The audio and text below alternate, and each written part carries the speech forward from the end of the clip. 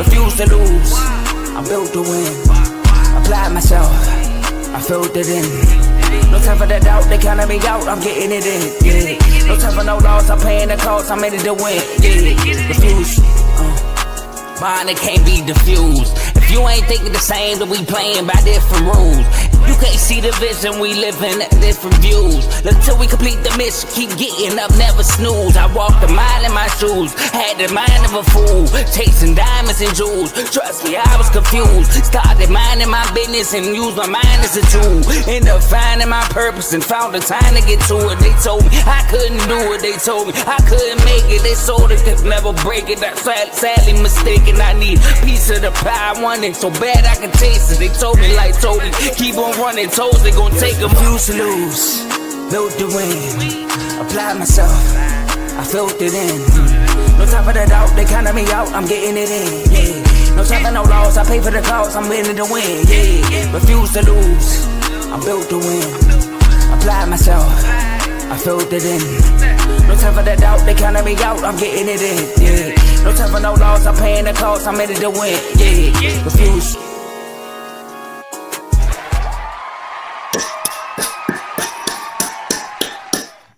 Welcome, ladies and gentlemen, to another great episode of FFC.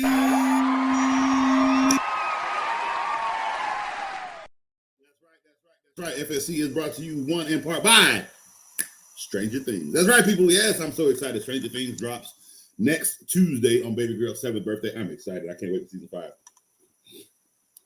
Oh, what's going to happen to Will Byers? They better not kill off Steve. I can't wait. And I think old boy's coming back as a vampire. But there's another thing.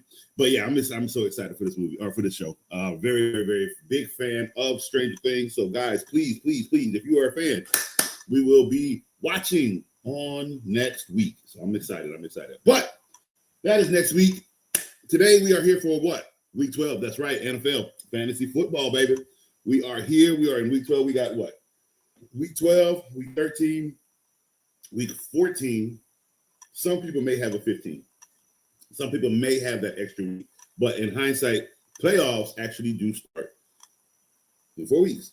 You got 3 games left, and then the playoffs start. So good luck to everybody if you are still hunting, or if you're still in the hunt for the playoffs, if you're still grinding for the playoffs, if you are out of the playoffs, come over here with Coach. Hang out with me. You ain't got nowhere to go. You got nothing to do. You lost, sir. Good day. Okay. And then we just try again next year. That's all we can do.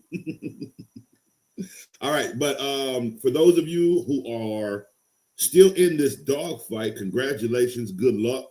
It's going to be a rough 3 weeks because now we are in week 12. And normally between the weeks of 12 and 14, 15, for the next 2 to 3 weeks, you're going to see a different style of football, like across the board. Meaning if teams have a seat, they're going to play a little different to hold the seat. They're going to play. Points are going to be low. Touchdowns are going to be low. A lot of the guys that you expect to do what you need to do this week may not do it because if they are already with a record that could be in the playoffs, right? They're going to play a different style of ball. You're probably going to see more heavier defenses, more running. So a lot of you guys that are littered with wide receivers, especially these number ones, they could see less targets for the next few weeks, which then hurts a lot of people going into the Super Bowl because why? The last 2 weeks, not a lot of starters played. So these next 5 to 6 weeks are going to be very crucial between playoffs and the Super Bowl. So good luck.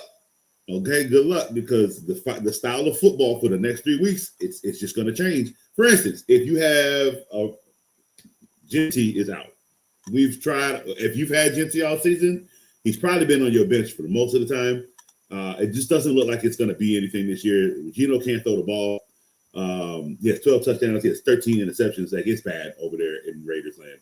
So if he's droppable. I mean, he should have been dropped 3-4 weeks ago. We rode the train, honestly, a little too long waiting, and it just didn't pop off like we wanted to. All the other rookies so far are doing what they need to do at this juncture of the season. We could see another big game from Travion Henderson.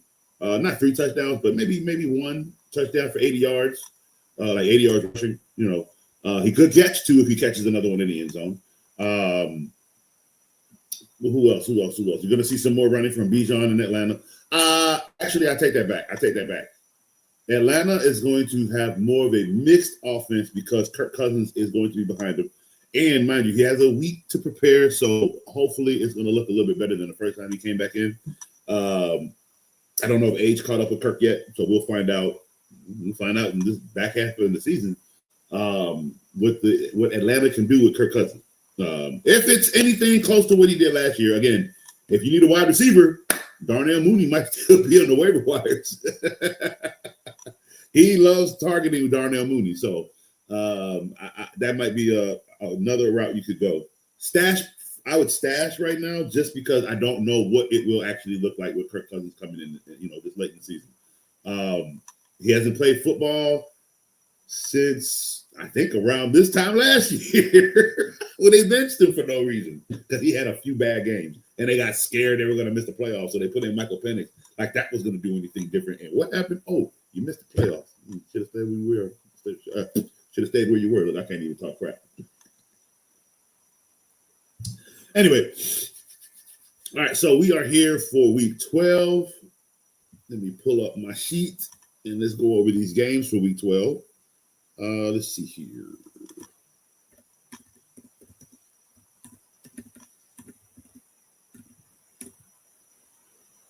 All right, let's see. We got some games this week. We got tomorrow. We have I don't know. I think this game might be pretty boring, to be quite honest with you.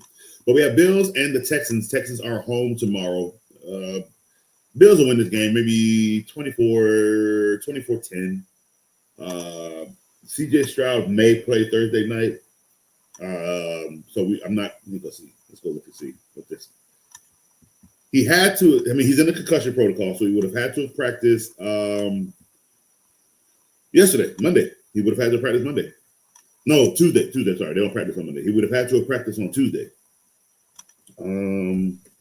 And today, obviously, in order for him to play on a short week of Thursday. But he's been in the. No, they got him out. He's out. He's not coming back until 11:30. So he will not play tomorrow night. It's going to be Davis Mills again. So I would start Nico Collins. I do like Nico with Davis Mills.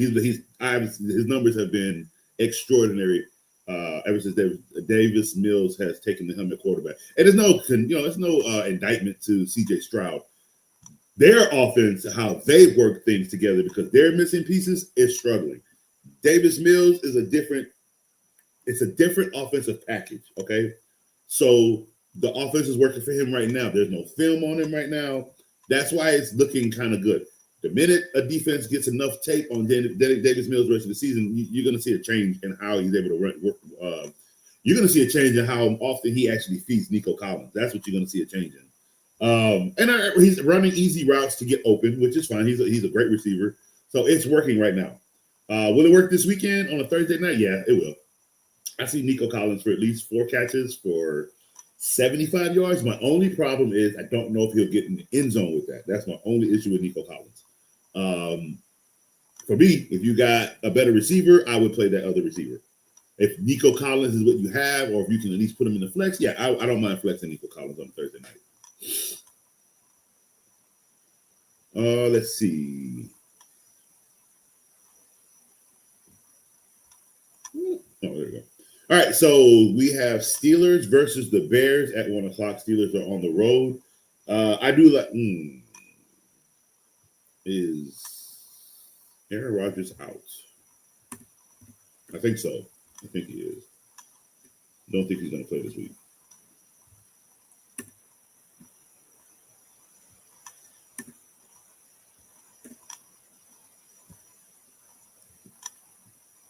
He's questionable.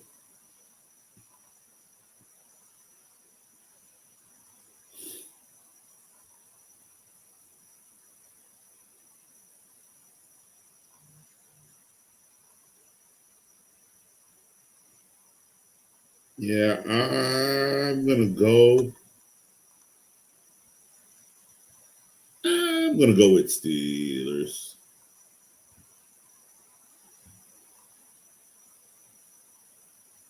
No, I'm gonna go with Chicago.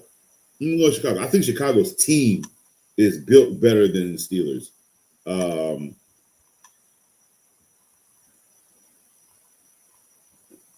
where's my game? Oh, there we go. Yeah, I think the Bears team completely is better than the Steelers. Steelers defense doesn't even look the same anymore.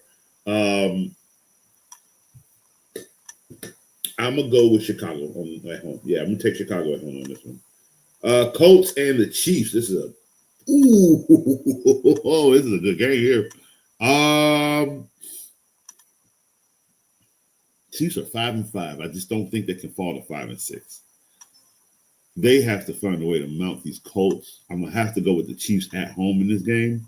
They have to find a way to win this game. They gotta hopefully they can hold Jonathan Taylor, and I think this is a game they can do it.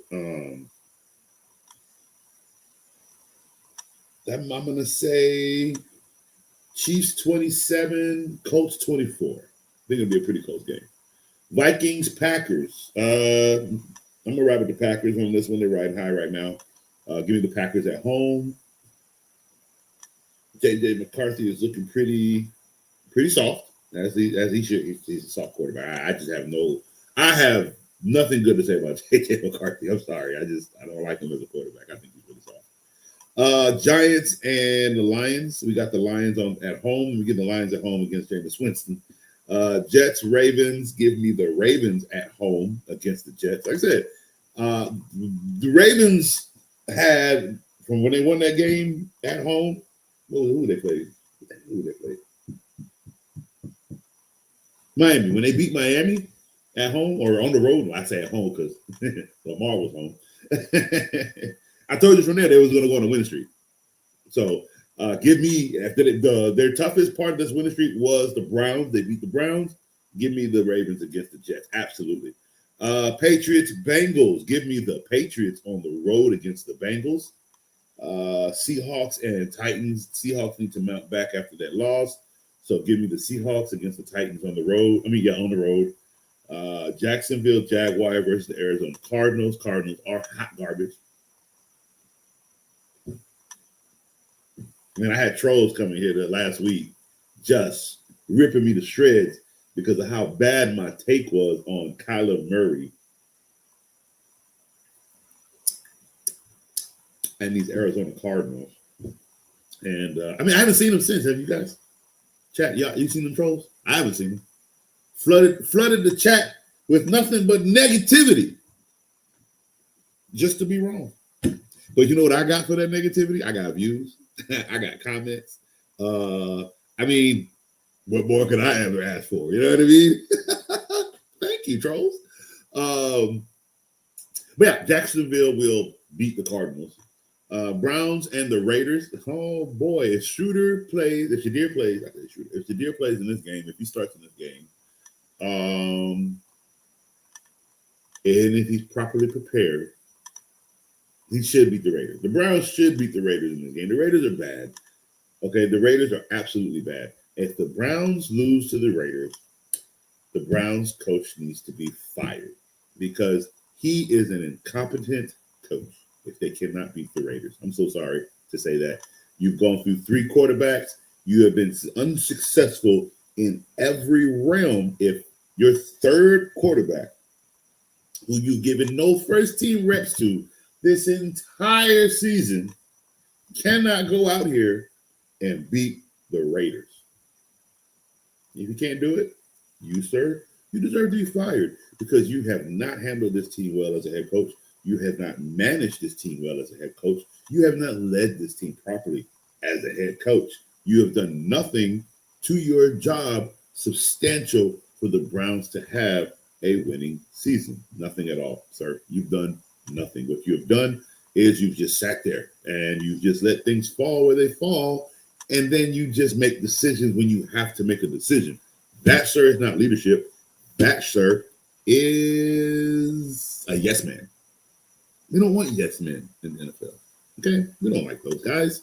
Those guys turns out to be 20-year Jeff Fishers with 2 winning seasons. Now, we don't want those. Those types of people are a stain to the NFL and the product that we are trying to produce here for the fans. So, if the Browns cannot go into Las Vegas on the road like every other team has done, and if they cannot beat the said Raiders in their own home like every other team has done, you, sir, do not deserve a job for the Cleveland Browns. And at this point of my age, my heartache for certain teams in the NFL, because I've been watching for so long, to the point the last time I saw the Browns have a 10-win season was with a quarterback named Derek Anderson.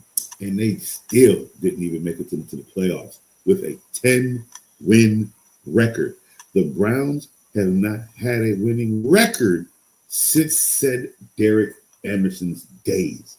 Bro, that's a long time. Hey, Google, when did Derek Anderson play for the Cleveland Browns? Derek Anderson was drafted on October 9th, 2018, 2011 and over. No, that's the wrong year. That's the wrong. I might be saying the wrong person. What? Okay, Google. What Browns quarterback had a 10-win record?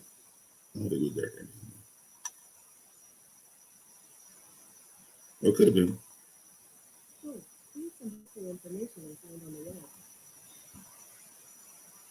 Oh, I'm sorry. Brian. No, it could have been Brian Hoyer.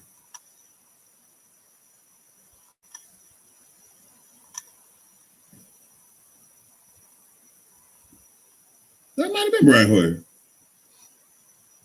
Maybe it was Brian Hoyer. I swear it was Derek Anderson. Now I have to go do my research.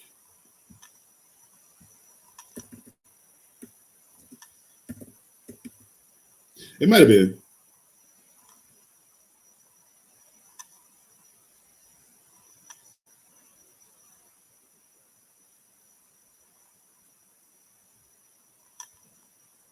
I think it was Derek Anderson.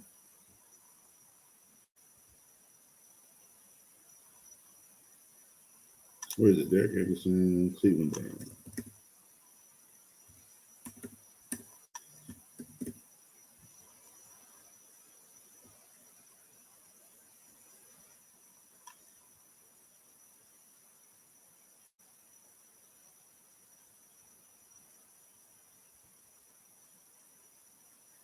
Right, he did play for the Browns. But what year?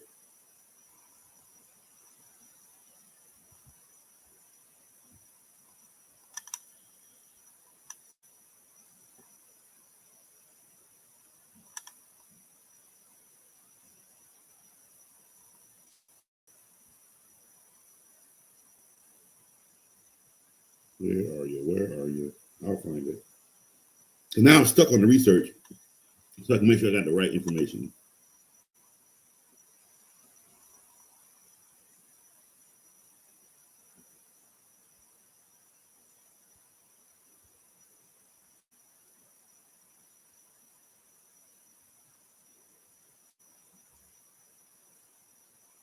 There it is. That's what I was looking for. I knew it was a long time ago. All right. Where are you? Where are you? Where are you? See, it was in 2017-18. He was in Panthers, so that's not what I'm looking for, because he was behind Cam Newton in that time, and he was in Arizona for a little bit. That's not what I'm. Where'd you go? Where'd you go? Where'd you go? Where'd you go? What the hell just happened?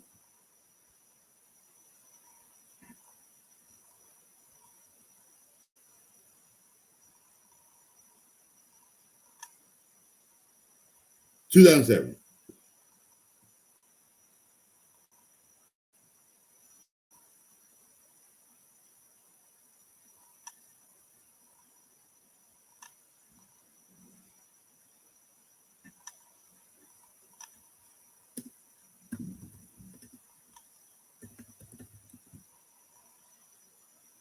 There it is.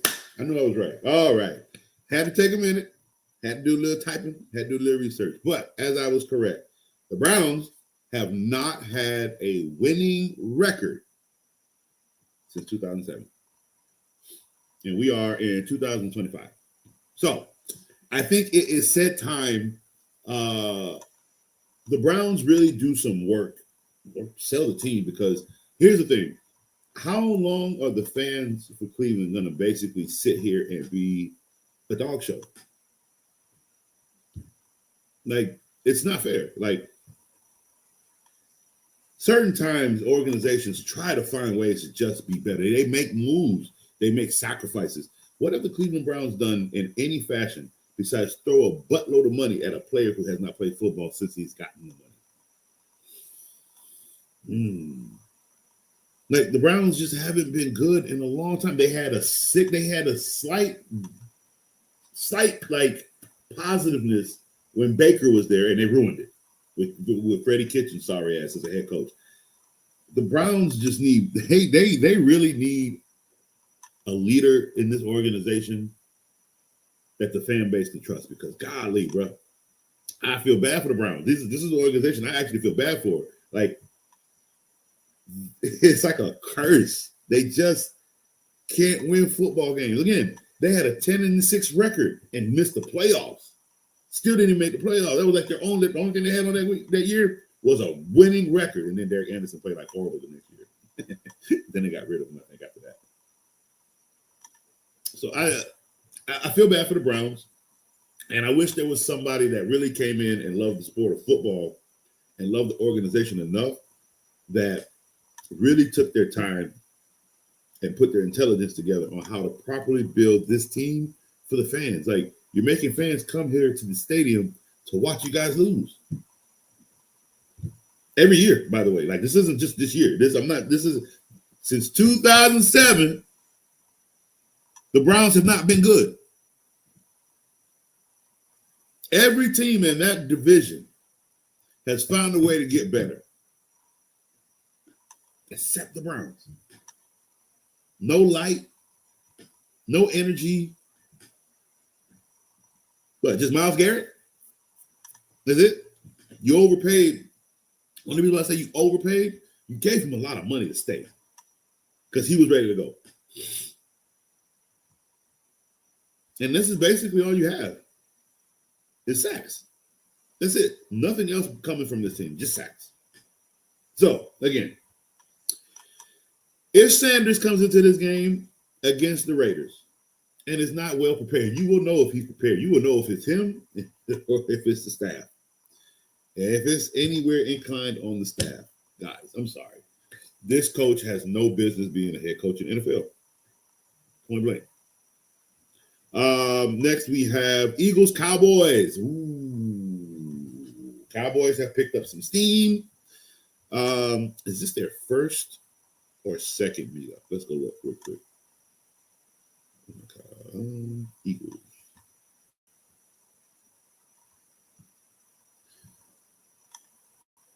This is the second meetup because they played week one. That's right. And they lost because Cowboys don't win in week one.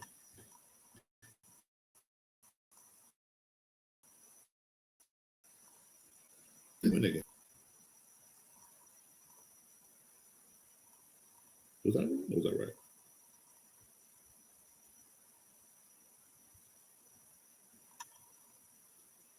You serious?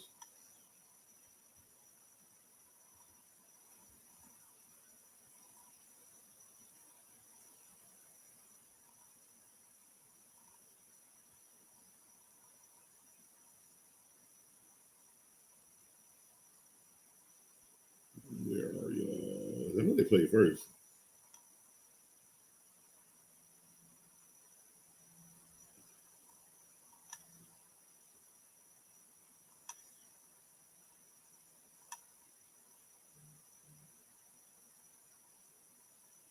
Yeah, Eagles won 24-20. All right. So this is the second game. I don't see the Eagles winning this one. I don't think the Eagles are going to take two games on this. So give me the Cowboys. Give me the Cowboys at home. Give me the Cowboys at home against the Eagles. Falcons, Saints. And it'll be what, the Eagles' third loss? Whoop-dee-doo. Like I said, I had them winning, losing 4 or 5. And they're like well within that cap. Falcons and the Saints. Yeah, this is the second time because they played, I think, not last week, the week prior to that. So this is their second game, and the Saints are at home. Now we have Kirk Cousins behind and not Michael Penix. So we should have a different outcome. So give me the Falcons. This, again, because I took them the first time when they lost. So give me the Falcons against the Saints on the road. And another tough one. Bucks are playing some tough basketball this back half of the season. Bucks versus the Rams, Sunday Night Football.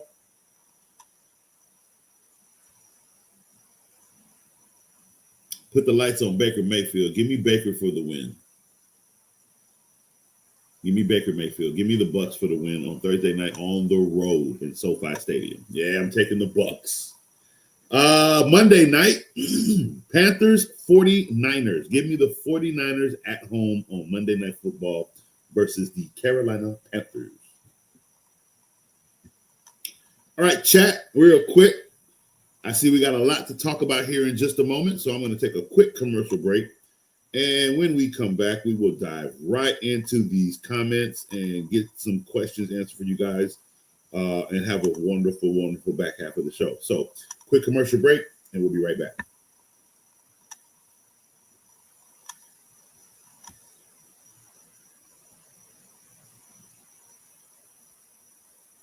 Yo, my name is Lambo Anlo. This is Dimitri.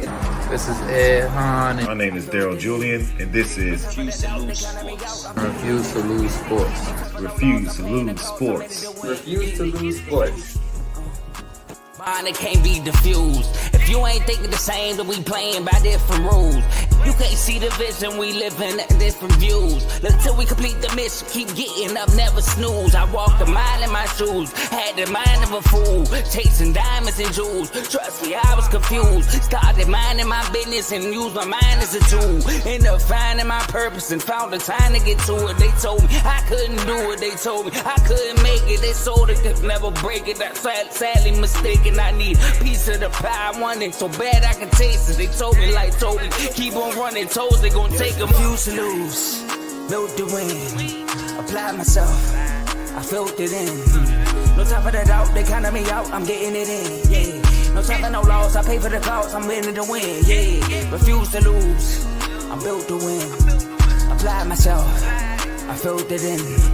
No time for the doubt, they counted me out. I'm getting it in. Yeah. No time for no loss. I'm paying the cost. I'm in it to win. Yeah. Refuse. All right, welcome back. So right before we go into the chats and start talking in the comment section, real quick. So I did put this on pause because this is around the time of the year where we do need to take a look. But right now we do have the AFC playoff picture as it stands today. We have the Broncos in first place with a bye week, so they have the number 1 seed as it stands. Patriots have the number 2 seed at 9-2, tied with the Broncos. The Colts are at number 3 at 8-2, which could change with the Steelers at 6-4 because they play each other. This is the Colts versus it's the Colts versus was it Colts Steelers? No, Colts Chiefs. Chiefs need this win. So the Chiefs need to beat the Colts. With the Colts being in third place right now because the Chiefs are in 9th place, lurking. You have the Steelers in 4th place at 6-4. They need to be very, very, very careful as the Ravens are lurking at 5-5 in the 10th spot. You have the Bills in 5th place in the wild card at 7-3. So everybody above the Bills needs to be careful because they will beat the Texans, pushing the Texans completely out of the playoff picture because they're lurking at 5-5. But after tomorrow night, they won't be. The Bills will be 8-3, which puts the Colts and the Steelers in danger if they lose this week. Okay, so then you have the Chargers at 6. They're going to lose that spot. They're ass. They're going to lose that spot. And you got number 7. You got the Jacksonville Jaguars. They could hold on to their spot due to how easy the back half of their schedule is. So we will see. Hey, you all remember when we said the 49ers? And I came out and said it because, I mean, as the record, I mean, as the schedule came out on paper, like it was the easiest thing I ever looked at. Remember how we said the 49ers have the easiest last 7 games? With the way their team has been looking, I wonder if it will be this now. Like, I wonder if any one of those teams now can actually beat the 49ers. And if they can't, that actually means the 49ers will end up being back in the playoffs. Now, this was the AFC standings. Let me see if they got the NFC. Because that was just the AFC standings. Let's see. Let's fast forward. I don't like the way the Broncos are playing football, and they're in first place. That's crazy. So it don't matter what I like. They know what they're doing. So did they only do? Where's the NFC? I know they gotta have NFC. Or are they just still talking about the AFC?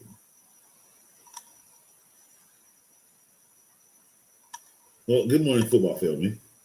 So let's go look it up myself. Let's see. NFC playoff picture. All right. So for the NFC,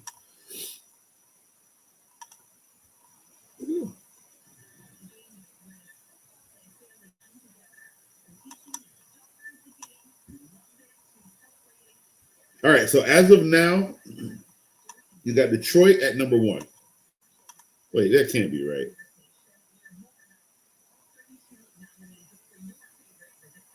That might be. But that's not what I'm looking for. Give me a better picture.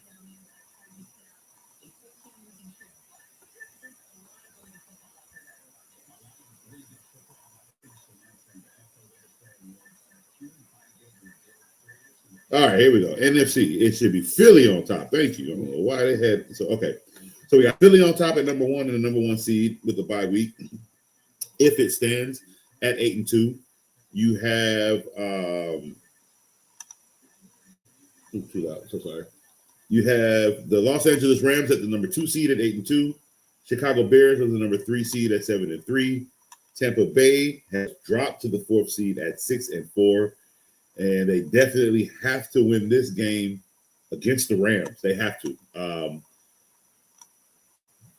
If they lose against the Rams, I actually think Tampa Bay drops to the bottom. Is there another team? No. So everybody else in that division is not good. So they should be okay. But dropping to the bottom means they won't have home field advantage when they play the Ravens, and I think they need when they play the Rams again. And here's the thing: that is who is going to determine who goes to the Super Bowl. If the Bucs get there and they have home field advantage in the NFC Championship game, which they have to beat they have to beat the Rams this week in order to do that, because they will jump up via win-loss, like we beat you, so we get the spot. You know, that's how that works. So obviously they also need to have a better, close to or a better record than the Rams at the end of the season. But they have to beat the Rams this week. If not, if the Rams win this game this week against the Bucs, the Rams will have the number 2 seed. The Rams will have home field advantage in the not the AFC Championship game. That game is going to be hosted by Philly. Because Philly's going to have a bye week if they finish off, so they're going to be hosted in the NFC Championship game. It'll be the second round game between the Rams and the Bucs to go see Philly. It has to be whoever has home field advantage. So if the Rams have home field advantage in that second round against the Bucs, the Rams are going to see Philly. If the Rams are going to go see Philly, I do believe the Rams go to the Super Bowl. If the Bucs go see Philly, I believe Philly goes to the Super Bowl. I think that's how that works in the NFC.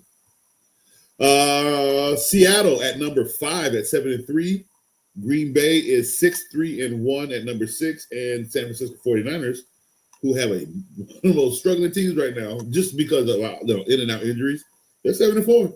They're making it work with 7-4. They got the quarterback back, and you might see, because again, like I said, the last 7 games are like the easiest you'll see. Again, they got the Panthers, the Browns, the Titans, not the Colts. The Colts are good. Bears could give them problems. Seahawks are a division game. So, and they could actually give the Seahawks some problems. So, their schedule, yeah, I don't think it's as easy as it once was looked at the beginning of the season. These last games are going to be pretty, I guess I would say tough, but I would say even. They can 1, 2, 3. They can go 3-3 to finish the season. So that will be what? 10-7. Which isn't bad. They can go 3-3 to finish the season, or they can go 4-2. I do think at most they'll lose 2 of these games. So they could be, again, 10-7 or 11-6. Let's go see what I had, man. Just for icks and giggles. San Francisco. Ha! Nowhere near that. I had them at 14-3. But again, I didn't see all these injuries getting riddled all over their team either. So, but they've been playing, even with the injuries, again, they're playing great football. All right, so those are the playoff standings as of right now. So we'll just keep a look on that, keep an eye on that as the weeks continue to go. But this is again, that's why I said weeks 12, 13, and 14 are going to be some ugly football, guys, because teams that have spots are going to hold. Like, for instance, this Bucks and Rams game is going to be ugly. It might not be 27-24. Or I don't think I gave a score for that game. I don't even have a score for that. If you want me to give a score, I'm thinking 19-17.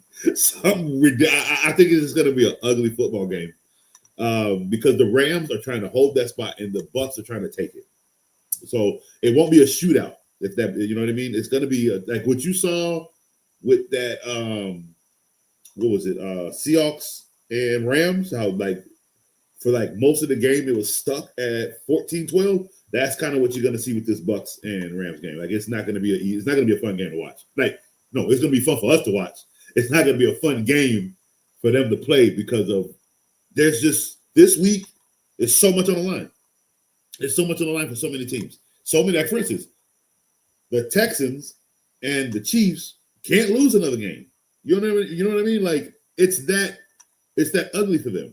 And yet the Texans have to play the Chiefs. No, Texans have to play the Bills. Chiefs got to go against the Colts. This is an ugly week of football, okay? Ugly week of football because of everything that is on the line for so many teams. I'm telling you, man, hearts going to be broken for fantasy. We're going to talk about who to play, but remember, the points around this time of the season are going to not be what you are expecting. The only thing you can hope for is the team you're going against might just have as low points as you, but it's not going to be high scoring this week. We had that last week, the week before. That's going to start coming down because between week 12 and week 15, football just changes, guys. It changes. We got a lot of football. Oh, that's for week 13. Wait a minute.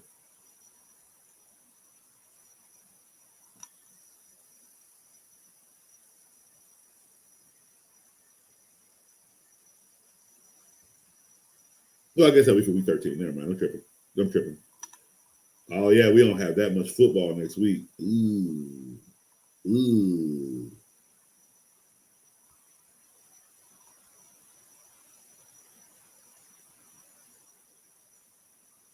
Because everything is on Thursday.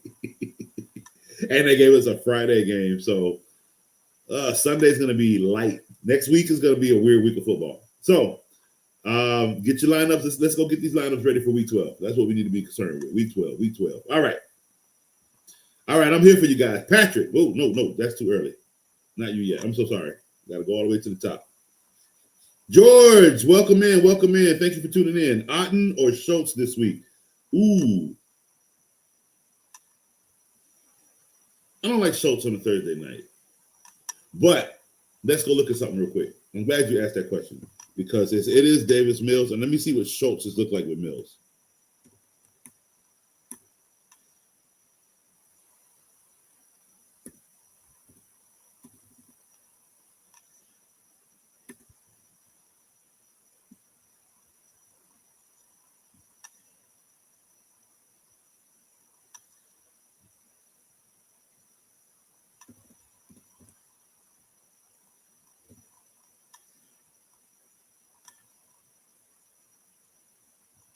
Oh my God, technology can be ignorant sometimes.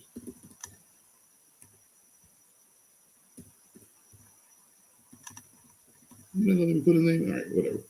Let's go this way. Go look them up.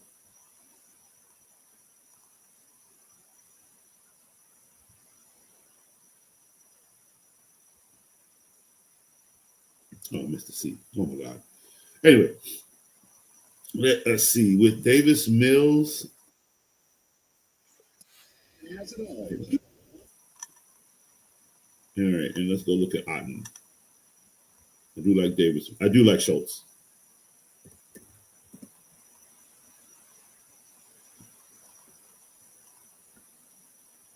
Ooh, Kate Otten is going against the Rams.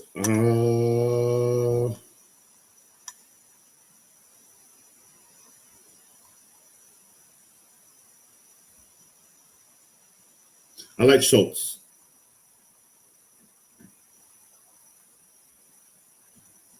All right, what's your targets? You get hit 5 times, but you caught 2. Well, that's not good. 6 for 5, 5 for 4, 4 for 3. And he's targeted, but his yards are just icky. That's my problem. So let's go look back at Schultz again.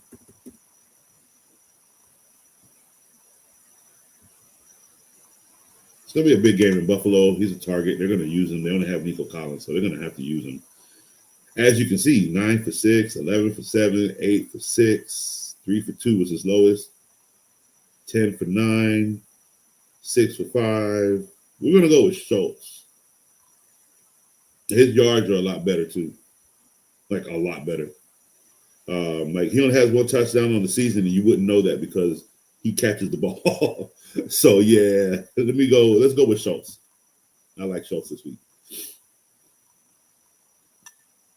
Let's see. Then Purdy or Caleb Williams? Ooh, that's a good question. Let's look at Purdy's. Let's go look at Purdy's numbers last week, because if he had good numbers just coming back, we might ride the Purdy train on Monday night against Carolina, and that's a good spot to have open. If you're down and you're like, oh, it's got my quarterback left to play, and he got nobody left, that's what we want to ride. So check this out. When he played week 1, he had 16. That's great. When he played week 4, because he didn't play 2 weeks after that, he had 17. That's great. He missed 5 through 10. Comes back week 11. Barely does anything. Throws 3 touchdowns and drops 19 points. Ooh, we're going to go with Brock Purdy.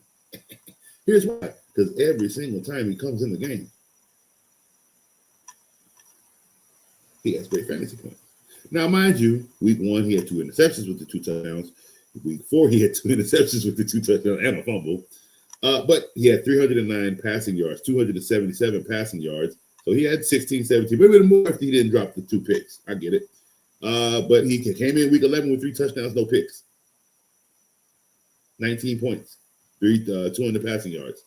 So, and I was against a bad Carolina team. I don't think, Arizona team, I don't think Carolina's any better. So, yeah, give me Purdy for week 12 against Carolina.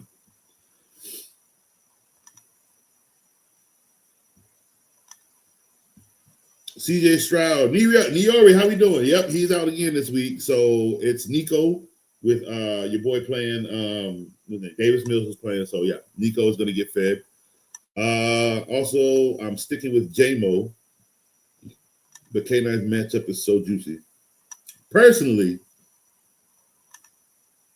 that's who I would be riding with. I would be riding with K9 personally, because that's just me though. If you give me that week, I'm sticking with you. You didn't show me. You're not showing me why I should leave. You know, I'm just not one to say, yeah, you gave me a great week. All right, go on to bed. Nah, let's go. Let's keep going. Let's keep it hot. Let's keep that hot and hot and heavy. That's just the way my mind thinks. These people can't hear what I'm saying. But that's how I have to psych myself out to keep that person in my roster. But look, seriously, if you gave me the week I needed, I'm not benching you. We're going to see if you can do it again. That's called risk and reward. I took a risk. I could have easily taken you out and put somebody else in because they should be better. But I took a risk on you because if I think you're going to do what you did last week, I should win. And if I win, you did your job. And I stayed with faith. And we're going to the Super Bowl. And if you didn't do what I did, if you didn't do what I needed you to do, well, that was my fault. I should have took your ass out. But again, risk, reward. That is the ethos of fantasy football. Can't be coy. You can't be soft. Can't be scared. You can't even have fear. You gotta go in and let me tell y'all something, okay? You got to go in on these games down 30 points, knowing I'm still gonna win. When Kate Otten saved my life, I'm gonna say I was down like 20-something points. And there was no Kate Otten in sight. He's on my roster. He's starting. But so was Evans, so was Bucky, and so was Chris Godwin. And I'm losing in fantasy. And he is the only player I have left. And I'm watching the game at a pizza parlor that I used to work at. And Chris Godwin got hurt. Just like that. And all I could say was, all right, Kate, you're up.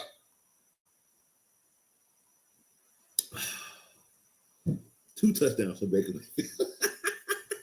And then he goes to the next week and drops a 30 on him. Like, we're going to you, buddy. Like, I had 3 beautiful weeks with Kate Otten, bro. Oh, my God. So I'm saying, look, risk, reward. And yes, because he saved me in that week that I should have lost, I kept him in the next week. And then I kept him in the next week. And I basically just came in. I just never took him out. And his numbers did go down when he went from like 21 to like 9. But again, he's not the factor of how I built my team. He just gave me that good old extra boost to take my behind off into the playoffs. That's all it was. Because he did nothing for me in the playoffs. Oh, no. That was on Jameer Gibbs when he got the rock because Montgomery got hurt. So it's just you gotta have a well-rounded team. You gotta just know how to have a well-rounded team, and you gotta believe in your picks. You gotta believe in your starts. You gotta ride with it, but then you gotta know when to cut it off. You can't ride that horse too long, like I did one time. I did that one time. I think I was sitting on Ty Gurley for 5 weeks, and that was I think it was the year. I think it was his second season. It wasn't his rookie season. He went off. It was his second season. It wasn't that he couldn't go off. He had bad coaching. Everything was just horrible over there. Sorry ass Jeff Fisher ruined my life. And like I had 5 weeks of Ty Gurley. And as soon as I dropped him,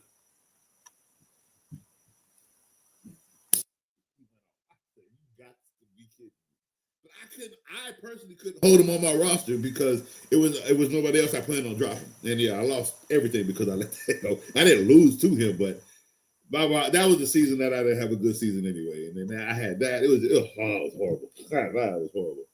But it happens. It happens. We learn, right? Hey, Coach, I had to grab you. Yeah. Hey, look.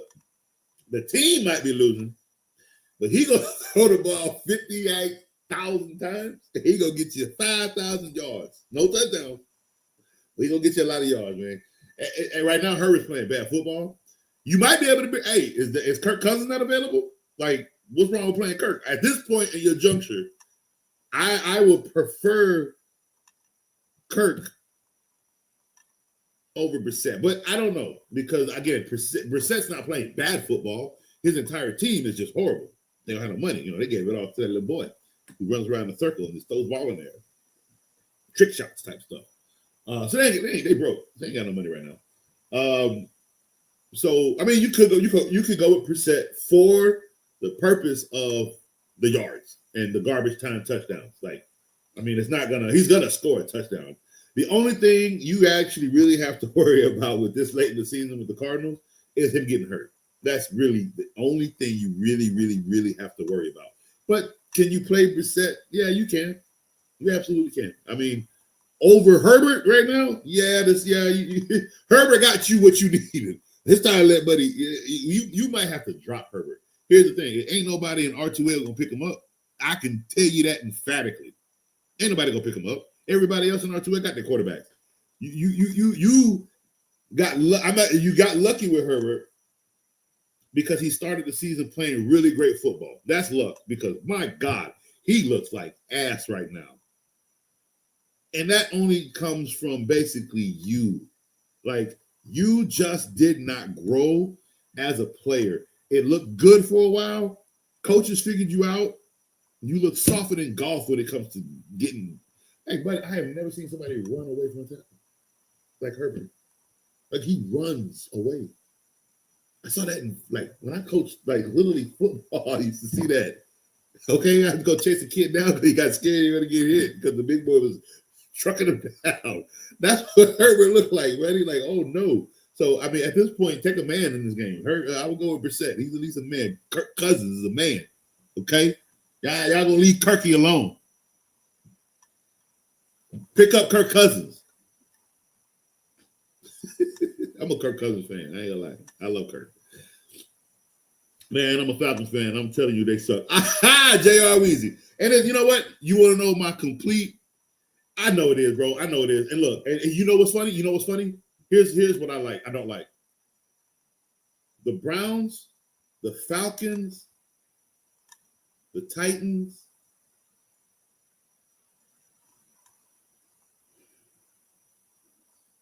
the freaking Raiders deserve so much better for these fans in these organizations. Like, oh my God, the embarrassment you got, and the Dolphins. I'm gonna put the Dolphins in there too. 25 years of that general manager. Wow. And you know what's funny? If Miami start winning all these games, you know what? Good luck. I am happy for you. Because if this was the reason you all were so bad because one man's bad decisions for 25 years, hey, ownership, I really kind of come look at you, guy. Like, what were you thinking? But anyway, Atlanta, you know you don't have a bad team? You have. I know he got paid. And you know what? Justin Jefferson is probably the best wide receiver in the NFL. Just by his composure, his standards, the way he plays football. He is the best dude to catch a ball. I love watching Justin Jefferson play. I don't care what. I love it. When he catches a football against somebody I like, there's a rage in me because that's how good he is. And that rage is respect to that man because y'all can't hold him. He made J.J. McCarthy look good because that little boy sucked. Drake London is right there. And you saw that with Kirk Cousins last year when he was eating the double team. Y'all remember how y'all had Julio? That's a man right there. Julio's a man, okay? DK Metcalf, he's a bully. Big boy, he a bully on the field. Drake London, let's call it the second coming of him because, ooh, can light skin go up and catch? Buddy, like, I love watching Drake London play football. He manhandles these dudes. Like, you can't hold him. He is right there with Justin Jefferson. You've got the best running back in the league in Bijan Robinson. I know Justin Jefferson is Jonathan Taylor Eaton right now. I know some, but if you look at the core of Bijan Robinson and what he does on all 4 downs, by the way, not 3 down. He's a 4 down back. You got the best running back in the league. Your defense has been better than the days of them paying Matt Ryan all that money and you not having one. You have a great defense. Top 13 could be better as chemistry and more players come to Atlanta to want to play for this organization, okay? You know what the problem is with Atlanta? You didn't get rid of that tight end that you don't need. That's number one. You know what else is wrong with Atlanta? they don't do a great job at coaches hiring. They really don't. I don't think I've seen a coach come into Atlanta and actually make Atlanta look great. That is on the organization. They need to fix that hiring situation. Number 3, you just haven't had a great quarterback since Matt Ryan. That's all. That's all. And you made a dumb decision last year for benching Kirk Cousins because he was struggling for a few games. Because you got scared you were going to miss the playoff. You gave him all the praise and the money, and you didn't need to give him all that money. That's the one. I love Kirk, but you didn't need to give Kirk that kind of money. That was unnecessary, especially if you drafted a quarterback to replace him and then benched him in the time when he was just struggling, when you could have given him aid to get him to get better, or just gone through the struggles like most teams do. If you would have missed the playoffs, you would have missed the playoffs. That's what you had Penix for to learn and develop. And I don't think Penix is a bad quarterback. I just think Penix isn't a good quarterback, and he got thrown into a bad situation. So it just culminates into ugly football at times with him. Like, he shouldn't have been an Atlanta Falcon. He could have went somewhere else. Honestly, you know where Michael Penix could have went? He should have went to the goddamn Carolina Panthers. I think he would have been great with the Carolina Panthers. I like the way he plays football kind of fits the style of what they need over there. I don't think he's an Atlanta Falcon. You know what you need for the Falcons? Fly, right? They need a quarterback that can launch the ball. They go down the field. They're an offensive team that likes to shoot. That's just they've been that way for a long time. They need to get back to the ethos of what they were. And until that happens, we're going to get bad football from the Atlanta Falcons. And fans as you will call it embarrassing. And again, that means that the organization really needs to take a time and truly reset this team. They have not done when they lost Matt Ryan, they tried to just pick up and go. That's all they tried to do. Just pick up and go. And it hasn't done anything. You got to reset. You got to start over. You got to rebuild. Your defense is actually so good that you can start with the offensive line. Actually, your offensive line ain't even that bad. What you need to go out there is go draft your quarterback. At this point, you got enough right now to get a quarterback in the draft, get in the second round, go get him a left tackle. Third round, go get a backup running back. Okay? If you can get a couple more picks in the second round, grab you some more defense in the second round. Okay? That's what I would do too. Grab some more defense and possibly a couple of corners if you can in the fourth round. There's some things you can do to readjust this team. But right now, what it needs is a good quarterback. It needs a confident, good quarterback. And you know what? Let's say you get you one out the draft, but let's say you can freak you one out of free agency. Go get you a veteran, not a Kirky. I would let Kirk go after this. Go get someone else that is a good veteran. And I mean, when I say veteran, like, who could we get in Atlanta to learn, for the rookie to learn?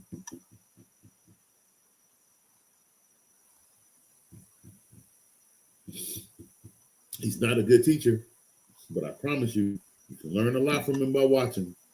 And if I'm Atlanta, I would go get Russell Wilson. I would. I wouldn't pay him a lot of money, but I would go get Russell Wilson. He will launch the ball. He will throw the ball in the air. He will throw the ball. His style of quarterbacking could actually work for Atlanta for at least 2-3 years. They can even get into the playoffs 1 to 2 of those years. Okay? But at least you have a quarterback that's going to learn and watch behind Russell Wilson and have time to grow and have time for it. Just at this point, I think that's the route Atlanta needs to go. They need to have a real fresh start so that they can become a dominant team in the NFC South again. And since Chase wants to tell people, I had to pick up Wilson up there. The boy been having such a bad season that he's turning it into disrespect. That's bad. Like I like Chase, but that is unnecessary. And I'm sorry. He actually should have been suspended for more than one game. Because what you just showed players is I will take that one game suspension to spit on you. See, if you suspend a player for 3 weeks for spitting on somebody. Ooh. Do it again. Do it again. 3 weeks, do it again. Do it again. But 1 week, it's going to happen again. And it's going to start a bigger fight. Like, it's going to be. So for me, this punishment to me wasn't long enough. That was, you spit on, I'm a grown man. And I swear to God,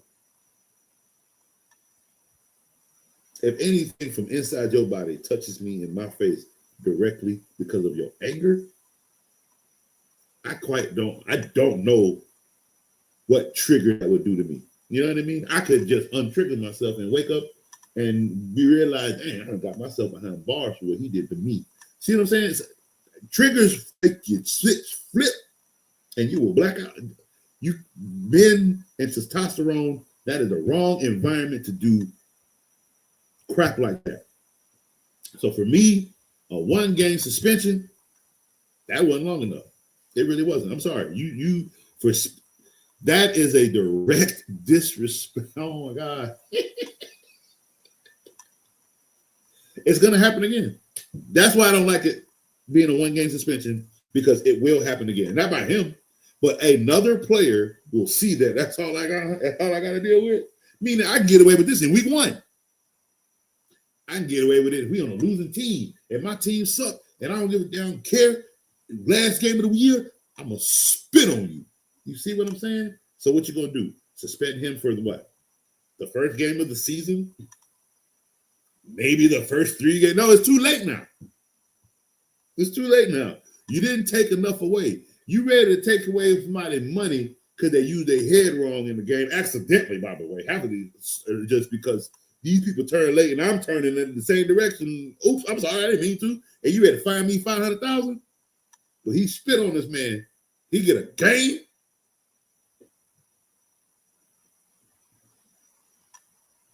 Sometimes the NFL's punishment standards are a little off to me. But yeah, I think he deserves more than 1-game suspension. That I can't believe he did that. David Mills for 2 touchdowns. I like it.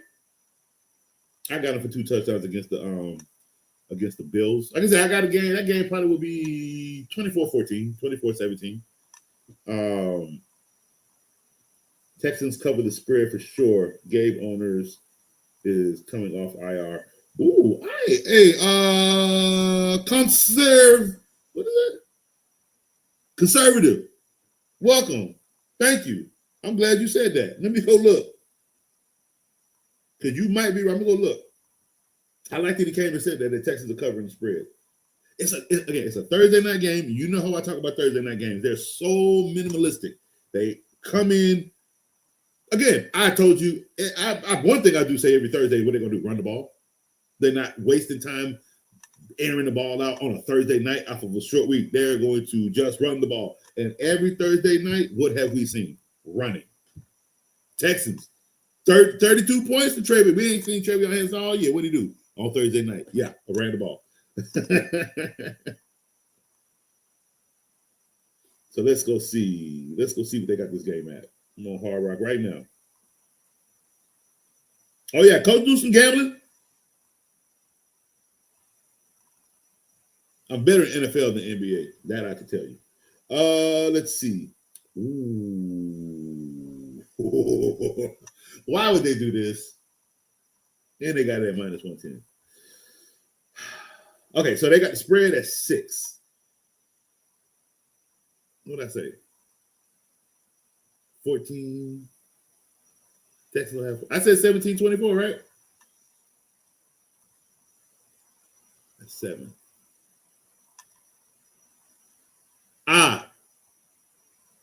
23-17.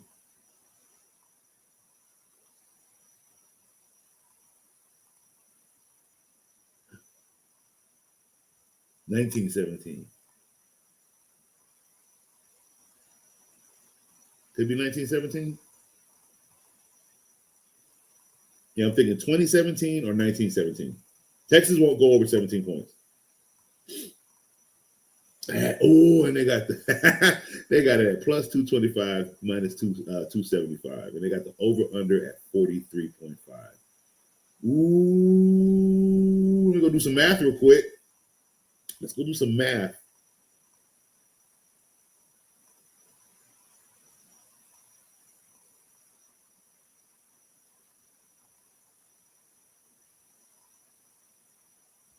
This game is going under. The game is going under. It's going to be 24-17. 24-17. Yeah, that game is going. It's not hitting 40. It's going to be at 41. I might take that under too. I like it. Would you rather have Kareem Hunt or Ramondre Stevenson? Smitty, welcome. I would rather have Kareem Hunt. One thing I do know is that when they're in the goal line, they're going to feed Kareem Hunt the ball. That's just, I've seen that too many times. Open field, they're trying to do too many other things, but when they do get into the red zone, when they do get into the tight spaces, they do feed Kareem Hunt, and that's where he does score. So Ramondre Stevenson lost his job. Did you not see that great game by Travion Henderson? Yeah, he's the backup now. So for me, I would prefer Kareem Hunt. Let's see. Steelers haven't beat the Bears in Chicago since '95. And I did pick Chicago. I don't like the Steelers in this game. Aaron Rodgers isn't playing. Mason Rudolph is. I really don't think he's that good. And I'm picking the Bears in this game. Steelers can't lose, but they will.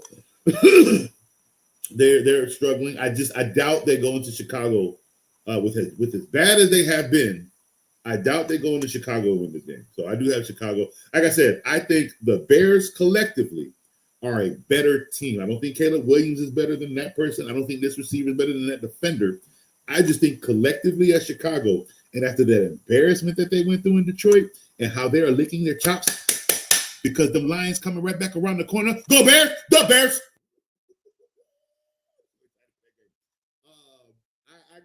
I got the Bears. I got the Bears taking this game against the Steelers. I'm so ready for that rematch. They put up 50 points on the Bears. 50 points.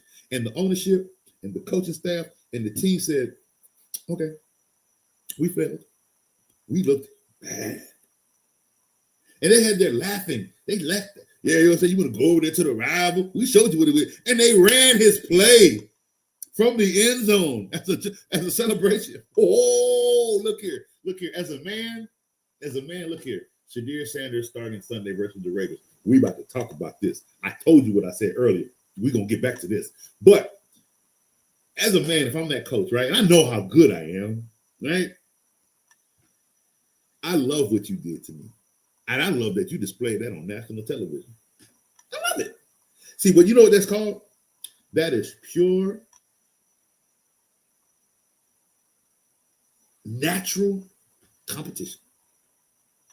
That's what I want. Fuel my fire. Because you got to come see us again. It ain't gonna happen the same way the second time.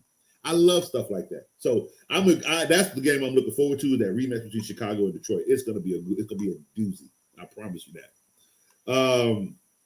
I like the Chiefs. Yeah, I have the Chiefs in this one. They have to beat the Colts.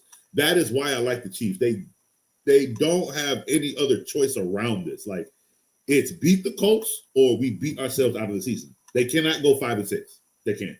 If they go 5-6 in the season at this point of their season, the Chiefs will miss the playoff. They are already lurking. They don't even call it the hunt no more. Okay, they lurking. They right there with the Texans. They're the same record as the Houston Texans. Houston Texans will lose this week. They cannot lose this week.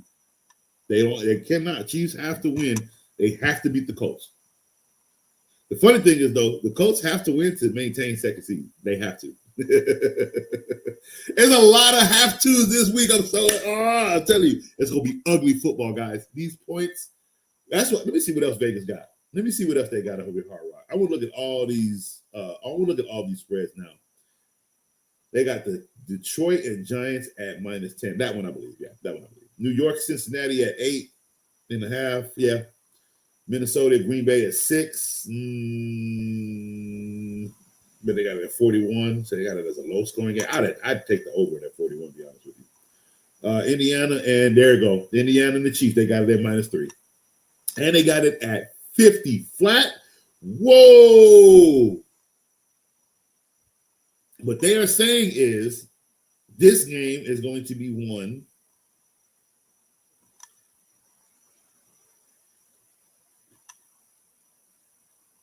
Both teams are going to be in the 20s. And it's +3. 30-27. It's going to go over 40. It's going to go over 50. It's going to go over the 50. Oh, my God. That's going to be a good game. You got New York, Baltimore, -13. The Jets in Baltimore. Yeah, I see that. They got Tennessee and Seahawks -13. You got the Chicago Bears and Pittsburgh -2.5. I like that. I don't like that over under 45. I probably take the under of that. Jacksonville, Arizona, they got it -2.5. They're lying to you. Jacksonville's going to beat these boys by probably 10. Cleveland, when Vegas tell you they know what they're doing.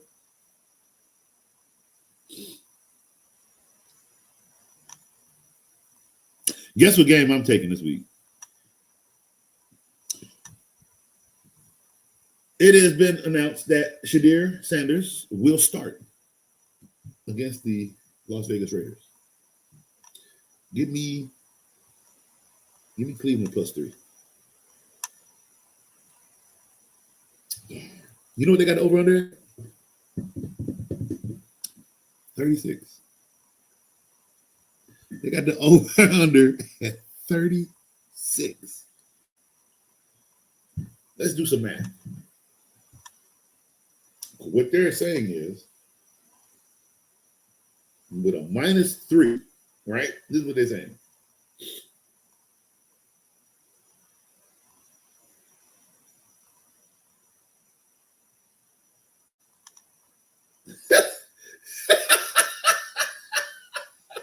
Ain't no way. Ain't no way.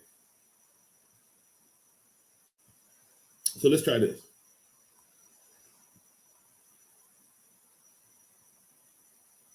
Because they're lying to you. Vegas lying about this game. They got it at 30. What they got it at? They got it at 30, 36.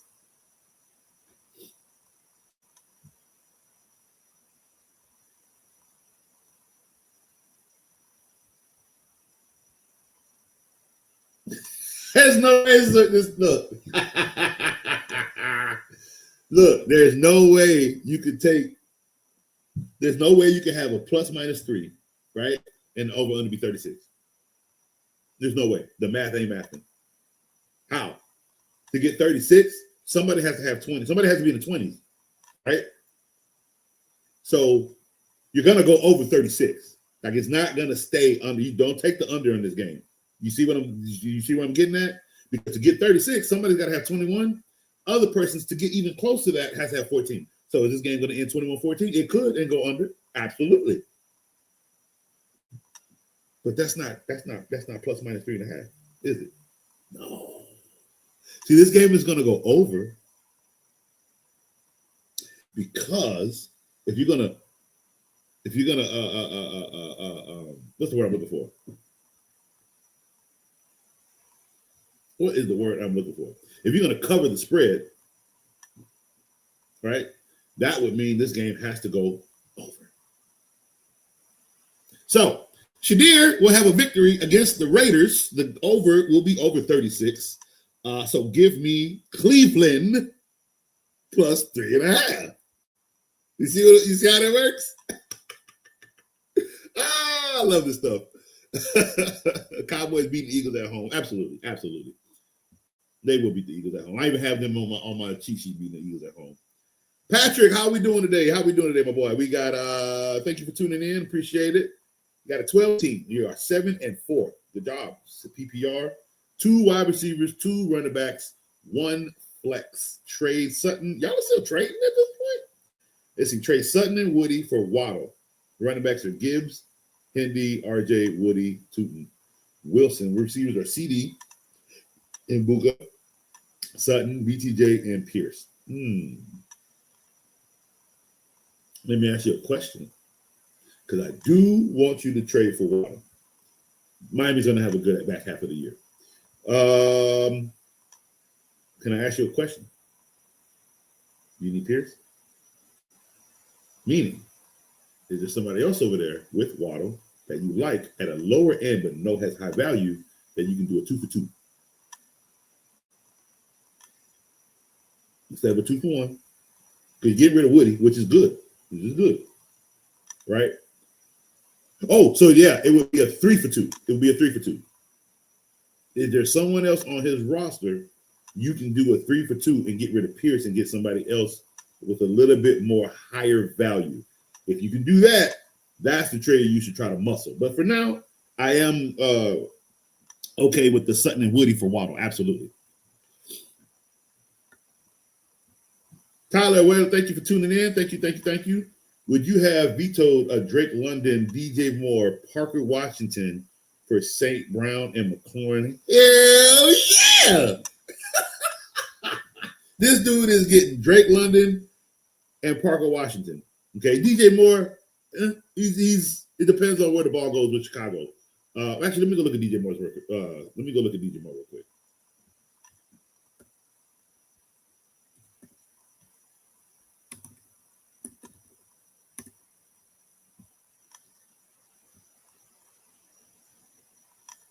Yeah, he got all that money to do nothing because it's been going to Romo Doom. So, I mean, he's like the in the trade, but you're getting Parker Washington. I know he's been having. I think he's a good receiver.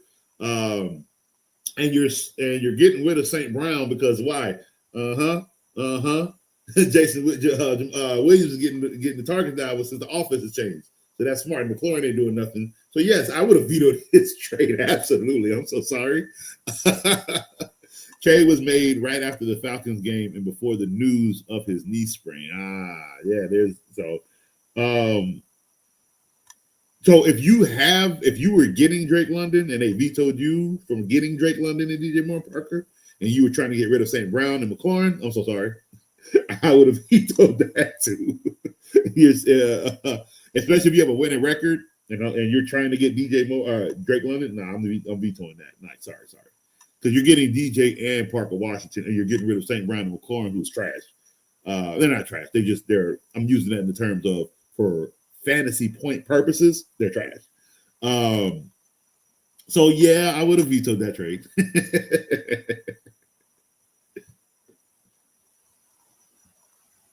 Let's see. I like Browns when Gino can't take pressure. Oh no, Gino trash. I don't know what happened. He went to that high school game. I make the big bucks. That's why I make the big bucks. And ever since that comment, he has looked horrible. So no. I like the Browns winning this game. And unfortunately, again, like I said, if the Browns cannot win this game, which they did, it is not his fault. It is the coaching staff. They have not prepared him at all to play national football. So he deserves to lose his job. If he wins this game, we'll keep looking. But right now, to me, it's all on the coach. Because that kid was not prepared for that game last week. And it was embarrassing. It was really embarrassing. You like the Saints? Nah, not for a rematch. Not for a rematch. They won the other one. I like the Falcons with Kirk Cousins in this one. So sorry. Atlanta is scared of the Saints. Maybe Penix, but I ain't seen. Last time I checked,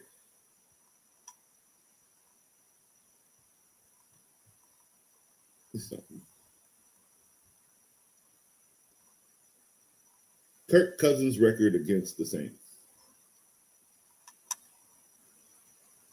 Okay, he has a 3-4 record against the Saints. He has a passer rating of 104 with 113 yards, 13 touchdowns, and 4 interceptions in 7 games against the Saints in his career. I think he'll be just fine.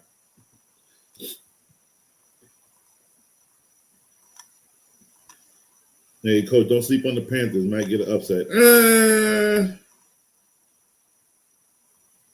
Maybe. But who they playing against again? Let me see. Yeah, who they? Let me see. Where you at, Panthers? Where you at? 49. No, it ain't gonna be no upset. No. So sorry. No. Maybe if it was a division game and it was important. No, they're going against the 49ers who. Again, I know they're dealing with more injury issues, again, like they always do. But with Purdy back, they look a lot better. and they weren't looking that bad when he was gone because again they have what was it, 7-4 record. So I just don't think Carolina's ready for that type of pressure this late in the season on a Monday night game. The spotlight is going to be on Young, and I think is this his first primetime game, if I'm not mistaken. It might not be. He might have had one or two.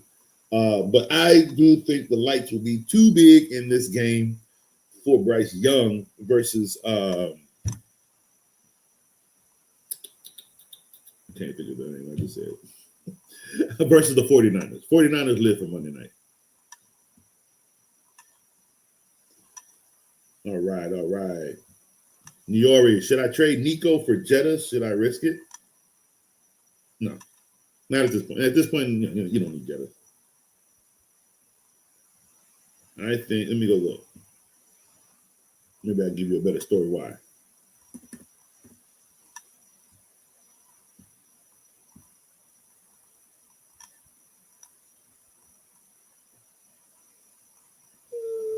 I mean, the games he's playing towards the back half aren't too bad. He's got Green Bay, Seattle, Washington, Dallas, the Giants, Detroit, Green Bay. None really of them have defenses that can deal with him. So it might not be a bad trade. It might not be a bad trade. You're not losing bringing in Justin Jefferson. I say, no, Kirk Cousins took Purdy for the waiver. Oh, damn. Okay, well, you got Purdy, so that's fine. That's fine. Oh, you're fine. You're fine. If you got Purdy off the waivers, bro, you absolutely fine. Absolutely. And Herbert's on the bye, which we don't need him anyway. I mean, look, to be honest with you, risk, reward, Cardo, right? You play Shadir, what does he have to do in this game? He's got to win. They got a +3 for the Giants. Look at this, okay? I like when they like to lie to people and they don't know that some people have some form of intelligence, okay? Oh, no! That's right. He was a torn ACL. Penix out for the rest of the season. So, well, all right. So Kirk Cousins the rest of the way. There's your answer. Kirk Cousins the rest of the way. But for you, here's what I like about Shadir. Again, Vegas got it at a +3. Okay? I like it because the over-under is at 36. It cannot be if the plus minus, if they expect the spread to be covered, it can't be under. You see what I'm saying? It has to go over. So give me the +3, give me Shadir, and give me Shadir for 3 passing touchdowns. Maybe 2. They might want to run. They might get a running. But overall, give me 3. Give me 4 touchdowns total for the Browns this week. That's not a lot of points. 3 touchdowns is 21. 4 touchdowns. No, give me 3 touchdowns and a couple field goals. Yeah, we'll do that. It will go over 36. It won't go too high. Because the Raiders suck. But the Raiders are the ones that's going to cover the spread. They're going to keep it within 3. But again, this game is going over 36 and give me the Browns +3, +3, 3.5, I think it was. Let's see, would you trade Barkley and Debo? Look good, Tron. Would you trade Barkley and Debo for Chase Brown and Rashee Rice? My other running backs are CMC, Jalen Warren, Gaineswell, Bigsby. My other receivers are Nico, Devontae Smith, Olave, and McLaurin. Ugh. Would you trade Barkley and Debo? Yeah, I would. At least with Chase Brown and Rashee Rice, those are action players getting targets and getting in the end zone. The other 2 players are not. So you gotta make sacrifices where you can. So I would definitely make that trade. Check, what's good?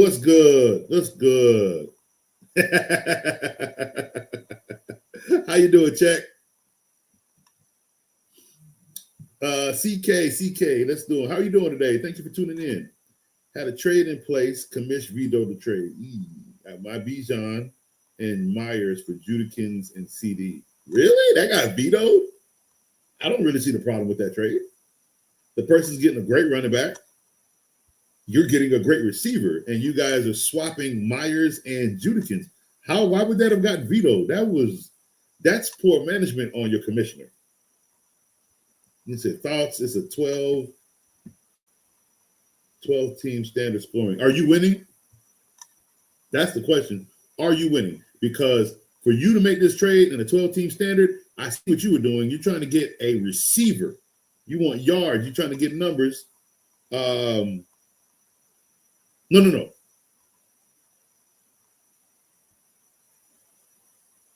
Or maybe you're trying to get Judikins because Sanders is playing. You're trying to get see. I see what you're doing. I'm not sure exactly your intent of the trade, but I don't see a problem with the trade. Now, if you're winning, this trade would actually help you in the playoffs. And if that's why it got vetoed, your commissioner is a piece of crap because there is nothing wrong. To be quite honest with you, it's an even trade. There is nobody's getting the upper hand anywhere. He's getting a great running back. You're getting a great receiver. You're swapping another receiver for running back on the back end. Like I'm trying to find the issue here. Yeah, I think your commissioner is just petty. Like I don't understand why I got vetoed. I'm so sorry. Find another league. I wouldn't, if he could do this like that in a league like this, I wouldn't play in a league like this anymore. Like, I veto trade, not as the commissioner, like as a person that said, I don't like this. Nope, decline. I don't like that trade. I don't like what y'all are doing over there. And other people too. And we get in the chat, hey, y'all see what they're doing? They were buddying up now. No, that's getting declined. But other than that, if the trade is just like I see what they're doing, like okay, I'm gonna leave that alone. It ain't got nothing to do when I played them because their team still probably won't handle mine. So the only time I actually go against a trade is if I feel coming down the line that trade is going to have me dealing with problems. Like, no, you're not getting that first.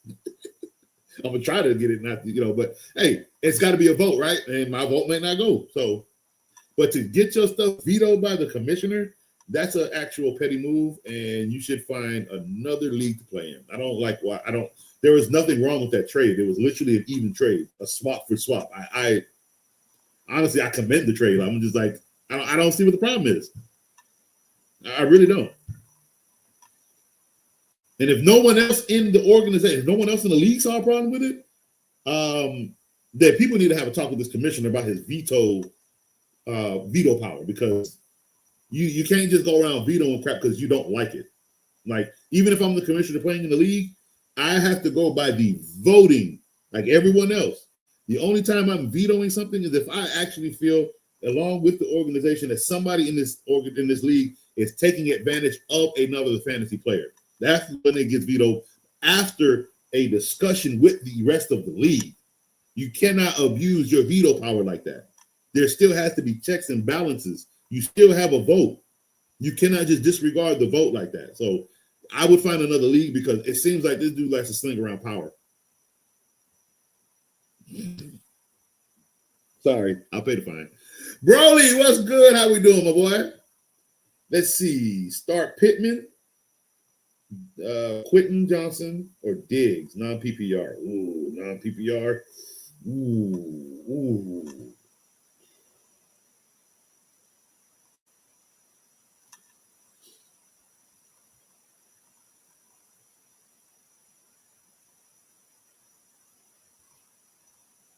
Let me see something.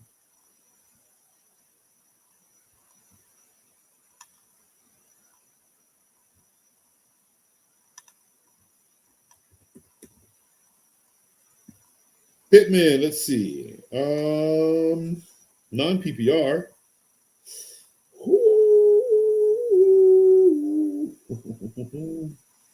It ain't bad, but they only got him for 8 points this week in non-PPR.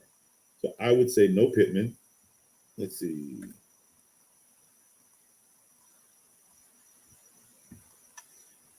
Quentin Johnson's got a bye week this week, so no Quentin Johnson. And who was the other person? Diggs. Diggs in the cold and no PPR. Ooh, we might be digging ourselves a hole there, buddy. against Cincinnati. They got it for 10 points. I would go with Mr. Stephon Diggs. Cincinnati ain't got no defense. Yeah, I'll go with Stephon Diggs, non-PPR. Patrick, what we got? CK, that doesn't seem like a beatable trade. Exactly. I would add exactly. This dude is not right for you. Find another league, please, because there should have been no need for that to get vetoed. It was an even fair trade. I don't understand what the veto. I don't understand the purpose of that veto. I really don't.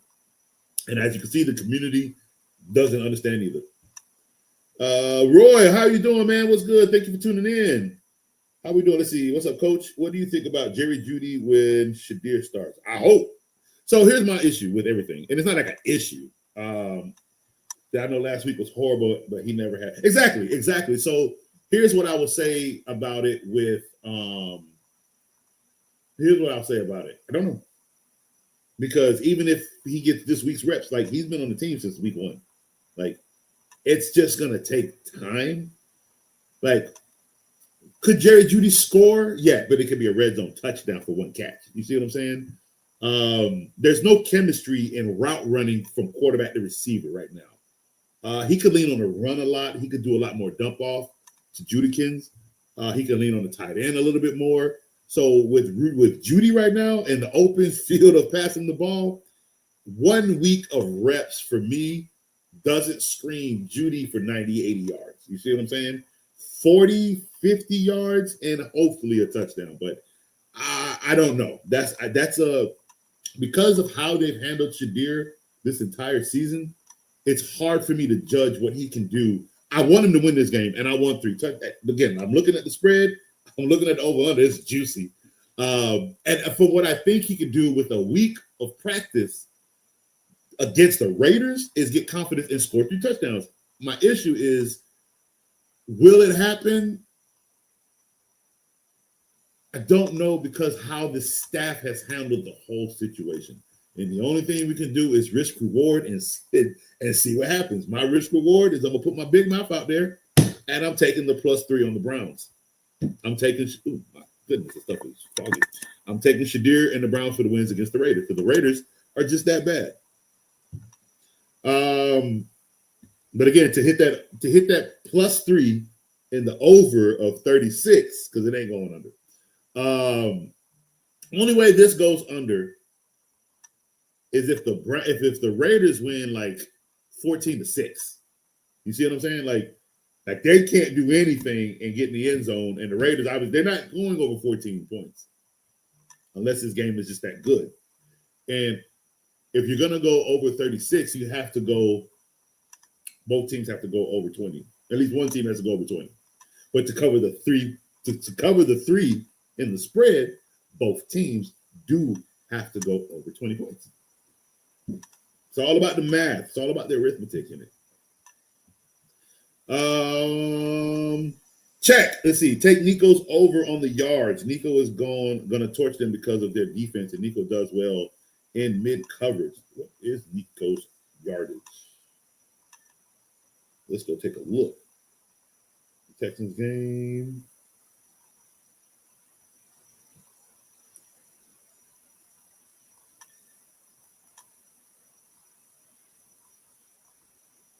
Player props. Receiving.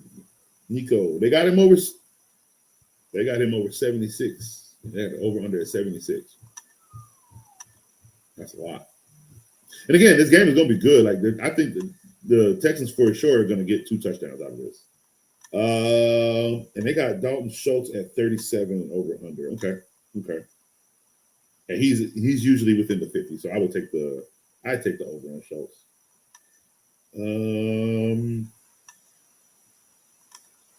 How many receptions is Nico getting? They got 6. They got that 5.5. And for Davis Mills, they have him at 210.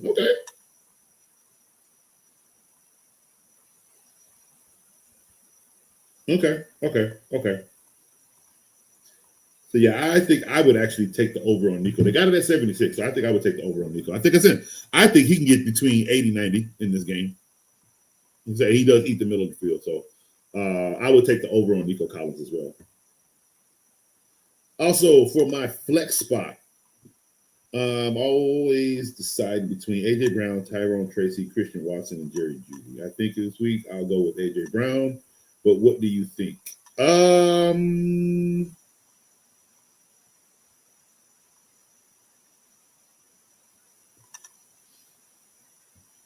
They play the Cowboys this week.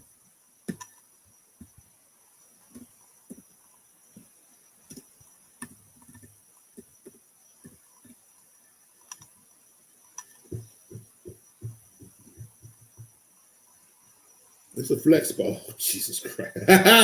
Boy.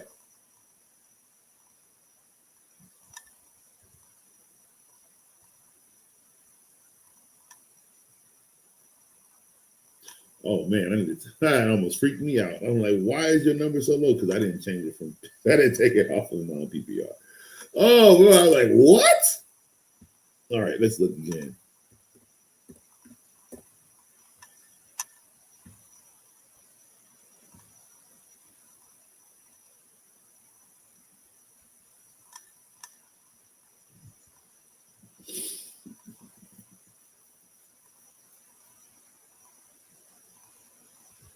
Oh boy.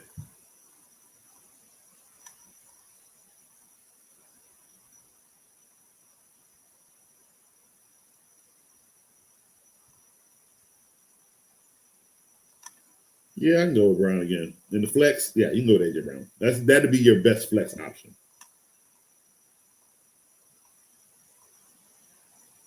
He should score against the Cowboys. Should I trade Epic? How we doing today? Should I trade away Genty for McConkey or O'Dooms?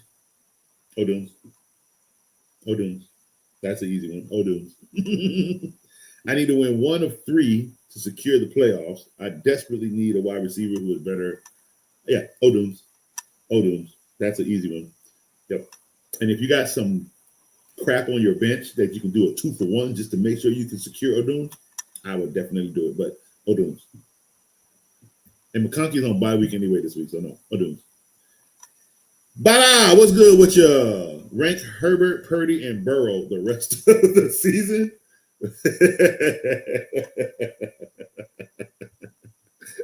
Purdy, Burrow, and Herbert. I can't do Herbert anymore, bro. I've lost faith in him, man. He sucks. And it's not that his game sucks. He's weak. Like, I don't know if it's here or where it is, but like I see him run away out of plays too much. He throws the ball away too much. He just won't make the big play down the field. Like, I don't know what's wrong with this kid. I just can't protect him anymore. I would take the benched or injured Burrow over a crappy Herbert right now. Like, I just can't do it. But Purdy is number 1, Burrow 2, Herbert 3. You're 8-3. Yeah, they sold you, bro. The commissioner sold you on this trade because he doesn't want you to win. I'm so sorry. I am so sorry. You need to leave this league. Go find another league. Let's see. You lost Garrett Wilson, MHJ, and Myers.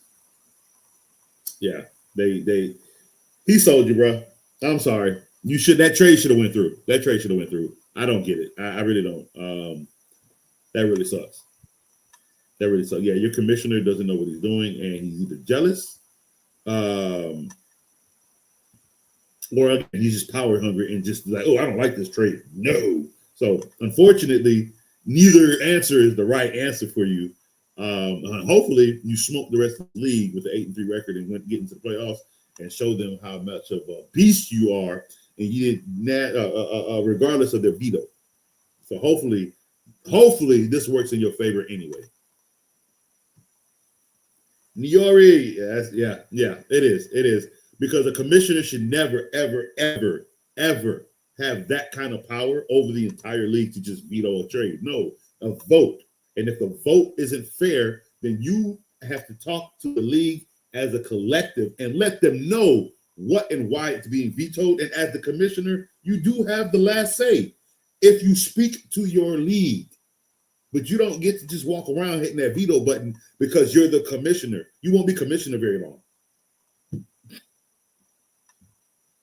I think veto should be based on votes, not commission. And at point blank. And again, if it's a tied vote, the commissioner steps in, not as a veto, as a final vote. It should only be vetoed if the commissioner finds malpractice in the league and people are taking advantage of other people. And then you come to the league and address it. Have receipts, because you can print out the trade. You can print out conversations within the platform that you're playing on. So you can be a real commissioner. You feel me?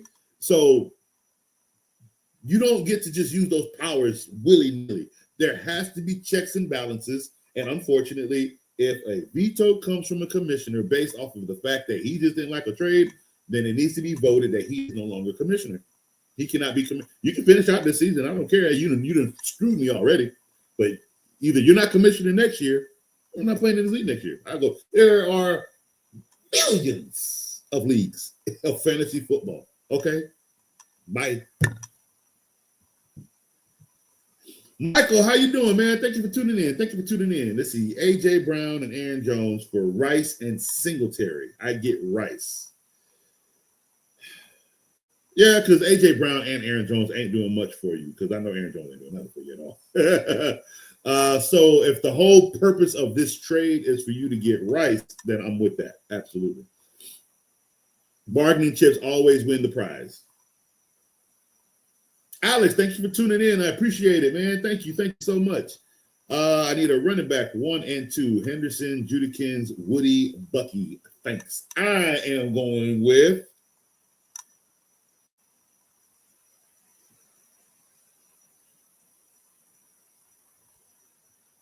look at one player real quick before I make my decision. I have a decision, but I want to see if somebody's going to interject in my decision. Oh, that tag just keeps lurking on you. So Bucky Irvin is looking to make his return in week 12.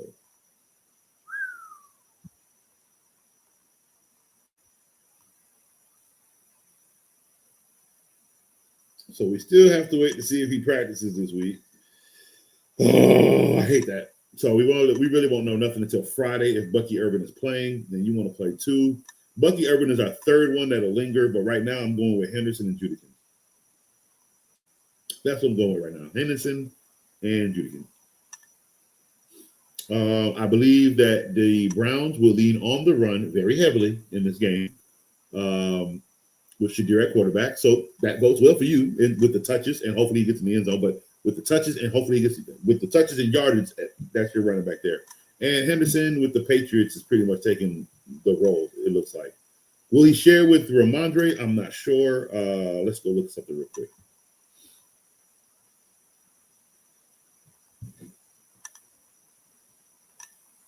Who is the starting running back for the New England Patriots? That's what I'm looking for, the depth chart. What did they do? So Ramondre Stevenson is still questionable. So let's go look at here and see something.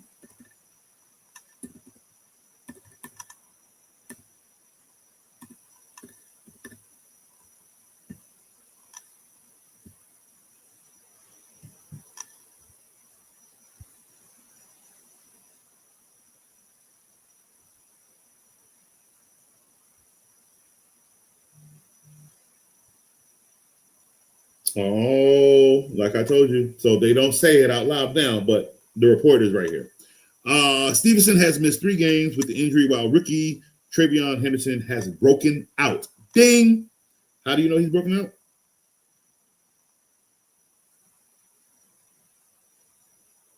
I'll show you that in a minute. If you look at Ramondre's numbers here, he's horrible. So leaving Stevenson's role up upon return uncertain. Then the matchup couldn't be better, as Cincinnati has allowed 5.4 yards per carry and most fantasy points to running backs in the league. So here's what I'll tell you. Is Ramondre going to get touches? Sure. If he returns, Who's going to get a lot of the touches in this game? Travion. We're going to start Travion. So Travion and Judikins. We're lurking with Bucky in the backfield because why? He could return this week. And if he returns this week, he could have a big game against the Rams. So what I would say is if we get word,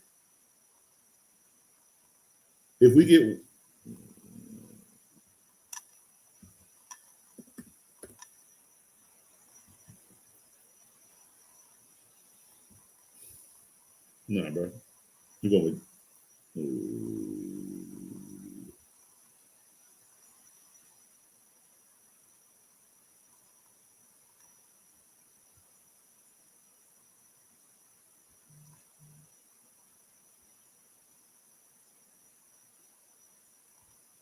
he's had better games, but it's rough.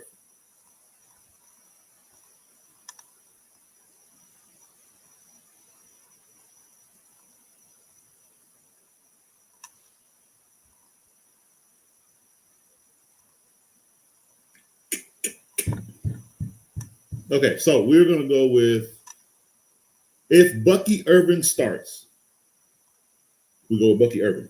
If Bucky Irvin does not play this week, obviously, we go with Judikins. But I won't put Judikins over Bucky Irvin. So for now, it is Henderson and Bucky. If Bucky can't play, then we have to flex to Judikins. Boy, if this was a buy-in, I would have thrown my hand. Oh boy, we would have been fighting. This could not have been no type of auction league or a buy-in league. You ain't vetoing like that with my money on the line. You lost your mind, buddy. Let's see, Michael. Okay, I accept and got Rice. Thanks. Oh, good job.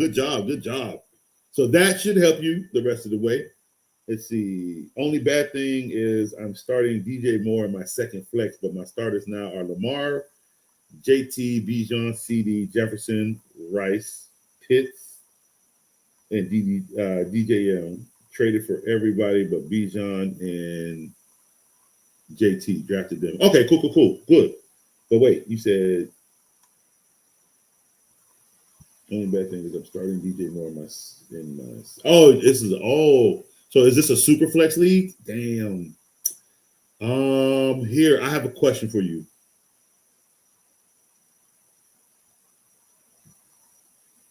Let's see something. I might be able to help.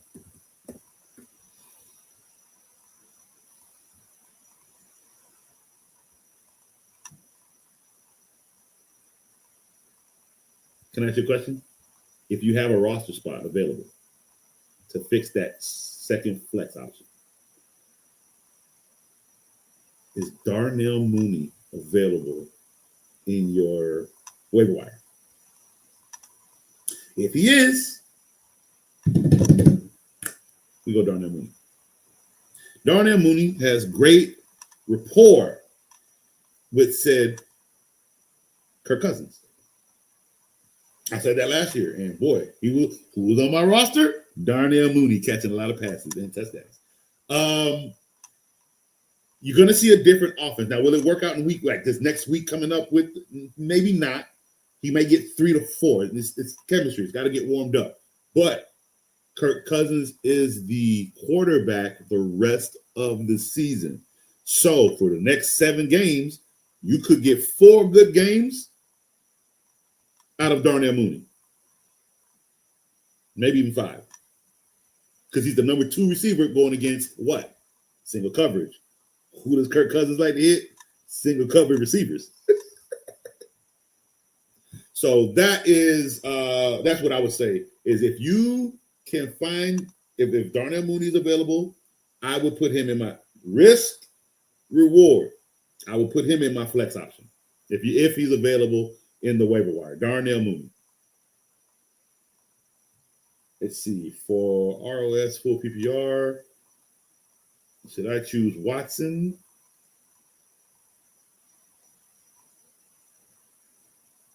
He is inconsistent, but this is going to be a big game for the Bears this week. So give me the Jawan Jennings real quick, though. I don't want Watson. I don't want another Watson. But let me look at who did I just say? Let me look at Jawan Jennings real quick.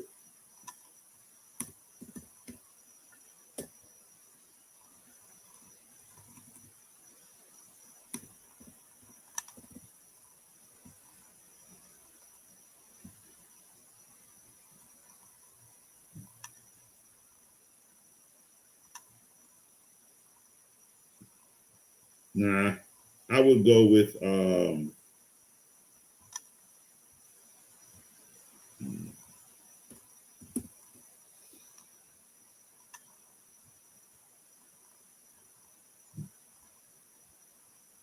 my God, that is inconsistent.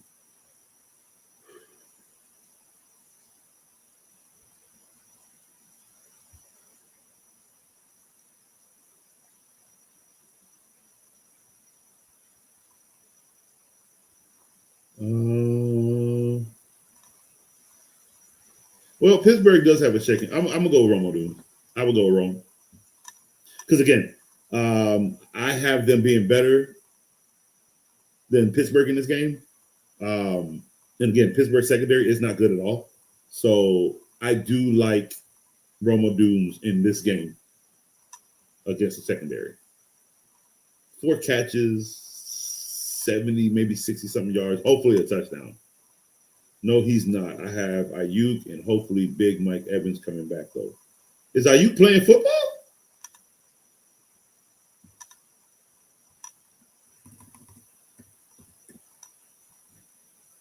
No, he's out.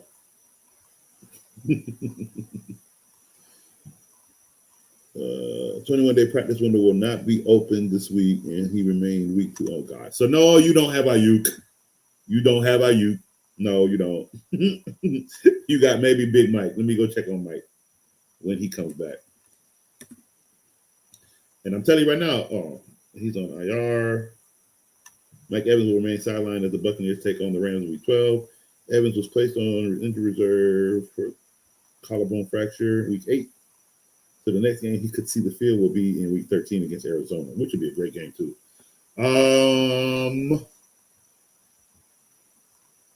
So yeah, this is where we may have to be patient and just wait for Mike Evans to come back, and we just have to I'm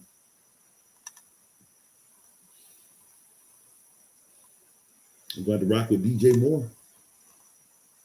Yeah, we're going to rock. We just wanted to rock DJ Moore. Hopefully, his low points just don't affect the rest of what we can do on the team. Hopefully, everybody else just puts up the right numbers, and he's just one of the low men on the scoring block that week.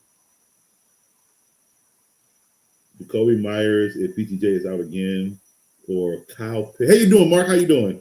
Or Kyle Pitts at the flex. We ain't putting on Kyle Pitts. If BTJ is out again, yeah, we go with Jacoby Myers. That's fine.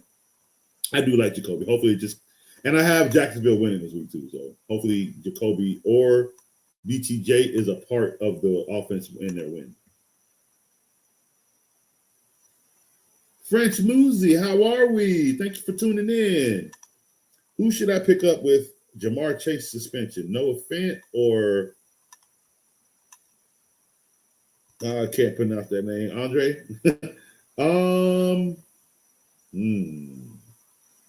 Those are ugly choices. Let me see.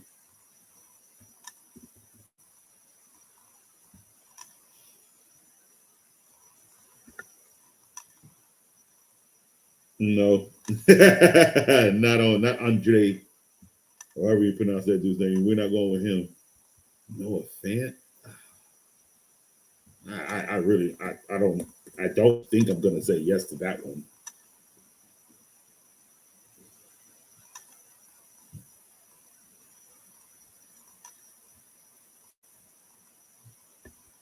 No, we're not gonna say yes to that one.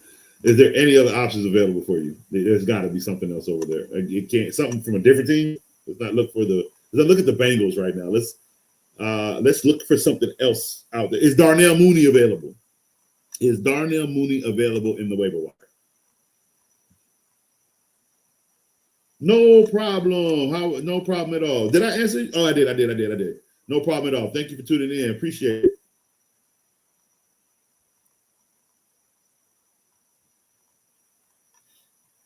Okay, so you already made it in the playoffs. So okay. That's fine. And like I said, he just may be your lowest scorer this week. So, like I said, you got Mike Evans coming back, so that's really good for you. So yeah, you just got to rock with O'Jones this week. Sometimes, you got to rock with DJ Moore this week. Sometimes that just happens. We got to put that. We can hope he gets 10. You know what I mean? Let's see, Frenchie. My tight end is Theo Johnson right now. He was good when he had Jackson Dart, man. Woo! Is Cade Otton available for the Bucks? Maybe you can rock with Cade Otton. Okay, so Darnell Mooney is available. I would grab Darnell Mooney. He's a wide receiver for the Atlanta Falcons. I would actually grab Darnell Mooney. That way, that's a receiver that can. I don't know if he's going to put up great numbers for you this week. You know what I mean? I don't know. Just because I know him and Kirk Cousins have a good rapport, but remember, Kirk Cousins hasn't played football since last year when he got cut around this time. And his first game this year when he had to play wasn't good. So hopefully with a week of practice and chemistry, for the last 7 games, I think it will be a good thing together. I'm just not sure what it will be this week alone. But I am telling you to pick up Darnell Mooney so you can have him longevity for the rest of the season. Like that's another good receiver you will have the rest of the season. And my streaming games today, I don't know. If I do, it'll be right after the show, and it'll only be for about an hour because I do have to pick up my daughter at 1:30. And then I work today at 4. Gotta go make some good food today at the kitchen. So I'm not sure if I will be on Today Gaming. I don't know for sure. Tomorrow, I don't have a stream via sports. So if I'm not on today for streaming for game for Twitch, then I will be doing it tomorrow morning when I wake up around 10, 11 o'clock and do it for a few hours. So again, we can talk football around that time if I do it tomorrow. But today, I don't think I will have time today, just given the time that it is now. And the fact that we've been here for 2 hours, kicking it, talking football, you know what I mean? And I've had no inclination of getting off because every time I hit a button, another comment comes in. So, you guys have been wonderful today. See, there goes another one from Antonio. So, right now it's football, right? You know what I mean? But no, today, because it's work day, my first work day on Wednesday, I'm on Monday, Tuesdays. So Wednesdays are normally harder for me to stream on Twitch when I'm gaming, just because I got a lot going on in the afternoon right after I get off here. So, and like for instance, if I have a shorter stream on a Wednesday, like we get off here at 10 or like 11, then yeah, I might have a couple hours. But when we are here for 2 hours talking football, it does make it a little harder to switch over to Twitch because I don't want to do just an hour of gaming and then have to get up because I have so much other stuff to do before I got to get ready for work. So Wednesdays are just a tad bit tougher. I do stream at night, but it's after I get off work. So that's around midnight, 1 in the morning to like 3 in the morning. So I do that every night. That I do every night because I don't sleep when I get off work because I'm just like up and wired from being in the kitchen. Oops. Didn't even know this plugged in or not.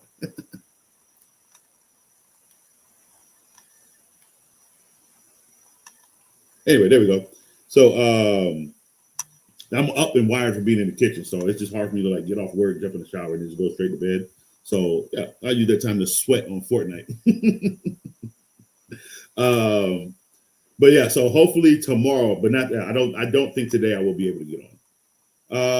Hey, what's good, boss man? How are we doing, everybody? This is Boss Man Joe. This is the creator of R2L, Refuse to Lose.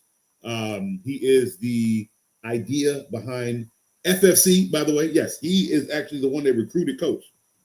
I was just doing a podcast, and all you did was hear my voice. And I posted it one day, or I posted something about I used to post wins and losses on Instagram, and he is a Washington fan.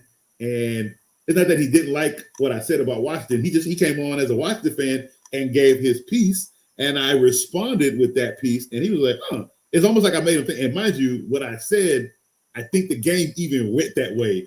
And it actually made him follow me, and he invited me to come and talk football on his R2L show. And so I used to actually come on this as a guest host, or as a guest analyst. And then one day, just from my energy of being on R2L, boss man say, "Hey, Matt, we need to talk. I really think you need to have your own show on football." I was like, "For real?" And I'm not saying I took it for a joke, but I would say, in all honesty, I didn't take it seriously. To the point that he came back at me again, and I was like, "You know what? Let's do it." And then FFC was created. So, and that was 3 years ago. So, and we've been here for 3 years doing this. And I love being here. I love the show. He is the one. He says I am probably one of the most controversial people he knows. I will find a way to be on the opposite side. That's just I love doing that. Like, because there's so many sides to a football story. You can't just stay on one side. You feel like this is going on, you all right? But let me play devil's advocate to you real quick. I like controversy when it comes to sports. But what we got? What we got? Hey, coach, guess who's in first? Oh, don't worry, Kev coming for you. Unless you beat Kev to stay number one, but that's awesome. That's awesome. And Joe had a really good draft this year. They actually, it was cool. The R2L League had their draft at the Washington Commanders. Was it the Skybox? I know they were at the facility, so they got to actually have the fantasy draft at the Washington Commanders facility. That was like so cool. And I was on stream basically doing the draft. So we did it by hand. We did it old school. Nobody had computers. I was the only one with the computer, and I put everything in on the end by hand at the end. And I had to draft 6 other people's leagues themselves, but they weren't there. But it was Joe helped me out with that, just kind of guiding what players should go, and making sure I take the right ones. And it was a fun experience. It was really fun. I hope we do it again every year. This is a tough league to be in, by the way. It really is. No scrubs can be in this league. It's hard. I was in it 1 year and I lost, by the way. I had Justin Herbert. Go figure. I think Justin Herbert is a stain to the R2L League. I had Javonte Williams when I was that year. Oh man, it was a rough. I think I lost. That was one of the I think I only won 4 games, and then I had to quit. Work got weird. Work in school got weird, and I actually had to not even play the rest of the season. I had to do an ice bucket challenge because I lost. That was cold. This league is brutal, guys. This league is brutal. What we got here? Congratulations, though, Joe. Congratulations being in first place. Got to get to so you're in the playoffs. First place. Got to hold strong. Antonio.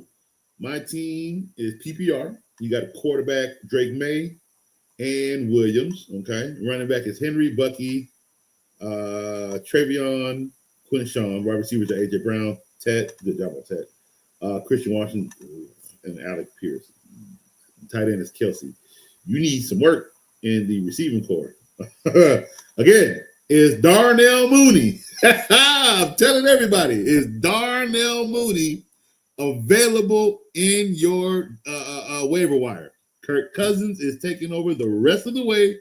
Is Darnell Mooney for the Atlanta Falcons in your waiver wire? If he is, he needs to be on your team. That will help your receivers out tremendously. Because that way you ain't got to play Christian Watson. You would actually be able to just play Tet or Mooney or Tet or AJ Brown the rest of the way. And you don't have to worry about Christian Watson. He can stay on the bench. Alec Pierce can stay on the bench.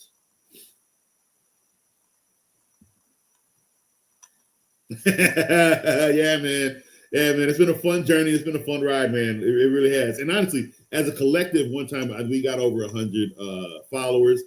And then it got weird because we were all together. So when somebody wanted to see a certain sport, it's almost like you had to see everything. So then it kind of got confusing to fans. So what we had to do was we had to split up. We're still the R2L umbrella, but we got Carl talking college. Carl is probably one of the best analysts to talk college football. You got me with FFC. We've got the Red Corner for boxing. We've got the R2L main analytics show. Go to YouTube and just see all the channels. Just type in R2L, Refuse to Lose, and see everything we got. We got baseball with Teddy. And mind you, when I say Carl talking college, this ain't college football. College football and college basketball. He doesn't sleep. Buddy is on 24/7 work schedule. He should be the only person paid on salary in this organization. Buddy needs some time off, okay? We got Dave's Doghouse. Mess up. NBA, soccer, Stephen A. Mess up. You headed off to Dave's Doghouse, okay? What am I missing? AJ's got AJ and Joe have a basketball show. Vaughn has a basketball show. We've got a lot for you guys, and they're different entities of basketball with both of them. So Joe and AJ have I think they do specific teams. I know they do everybody, but I know they do specific teams that they like Washington, the Kings. Like there's specific teams that they do focus on and get a little bit more in depth. But they do talk about all the teams when it comes to sports with them too. They're just their own show. And then we got Vaughn, who is basketball. Like we have everything you guys actually need. You should really follow the R2L League. Like we are the entity of sports. We giving it all. Okay. Antonio, what should I do with the team? I assume I should trade a running back, but I don't know who. You should trade. That's easy. You should trade Derrick Henry. You got Bucky. You got Travion. You got Quinshon, who's good. I would trade Derrick Henry, and I would trade Christian Watson for quite possibly a Jonathan Taylor or Bijan Robinson. That's who I'm going for. Maybe even a Jonathan Taylor. I mean, a Josh Jacobs. But I like more comfortably if you can do a 2-for-1 and get a Bijan Robinson or Jonathan. You may not get Jonathan, Bijan for sure. Because why? Atlanta lost their quarterback. The player could be scared. He may not have that kind of trust in Bijan like you have. So I would trade Derrick Henry. And mind you, who's on a winning streak right now? Like I said last week, if you weren't here last week, I said the Ravens, right? Does it look good? It does, right? So that's where this right now is the height of where you can get rid of Henry and bring in who did I just say? Bijan Robinson. That's what I would do. I would trade Christian Watson and Derrick Henry for Bijan Robinson. You're also 5-6, so you, sir, cannot lose another game. So I'm definitely looking to trade for Bijan Robinson. AJ is getting wasted in Philly. What's good, JM? You know what? The thing is, you're right. You are right about that. But here's the thing.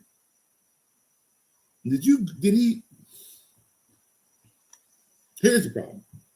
AJ was.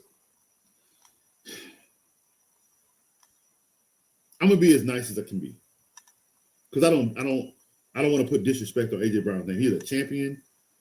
He's a good dude. So I want to be very careful how I express this. AJ Brown was a Tennessee Titan, and he was heavily targeted. Right? You can say that. But there were certain things on his game, right, where me and Tomo. I mean, he's a glorified tight end. I'm not going to sugarcoat that. But again, that's why I said I want to choose my words correctly. I don't want to disrespect him. Okay? He was heavily targeted in Tennessee, but then he left. He wanted to leave, or they wanted to get rid of him. Either way, he wasn't there no more. He went to Philly. His first stint there, he started griping because they were going to Smitty because the routes he were getting his first year were his tight end routes. It wasn't like it was. He didn't move like a wide receiver downfield. Okay, now he comes out the next year, drops 1,500 yards. He looked like a wide receiver. Comes out the next year, they win the Super Bowl. Now you come out this year, Philly is doing everything possible to get back there. And they don't want to get hurt. And they don't want no players to get hurt. So they're playing minimalistic ball just to win the football games. And now he's mad. The thing is, you can't please everybody. I don't think he's being wasted in Philly. He scored 2 touchdowns and won the Super Bowl. I don't think he's being wasted in Philly. But I think he's being wasted in Philly, if that makes sense. He's being wasted in Philly because he's wasting away in Philly. They're not wasting him away. He just won a Super Bowl with them. He just came off of a season with 1,500 yards with them. then when he gets targeted a lot, he gets hurt. His knees. They know that. But they have other weapons on the field to play the style of football. They're 8-2. They have 8 wins and 2 losses. There is no way you can sit here and say A.J. Brown is wasted. But he is wasted because of the mindset that we're using, right? But if you were a teammate, what waste are you? See, we have to sometimes take fantasy football out of their lives. They did not sign up and get paid all this money for us to win fantasy football games. This is just an added entity. At the end of the day, he is on a football team to win a football game. And that's what they're doing. The only reason why he's complaining is because of the backlash he's getting for his fantasy football numbers. His over-under numbers in Vegas. You see what I'm saying? Other entities are what's wasting him away. But if you look at the core, the bareness of it, he's on a winning football team. What waste are you? You're doing your job, what I'm asking you to do as a coach.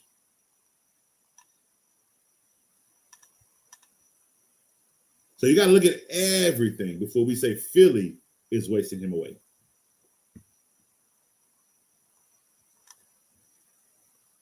Appreciate that, Joe. Appreciate that.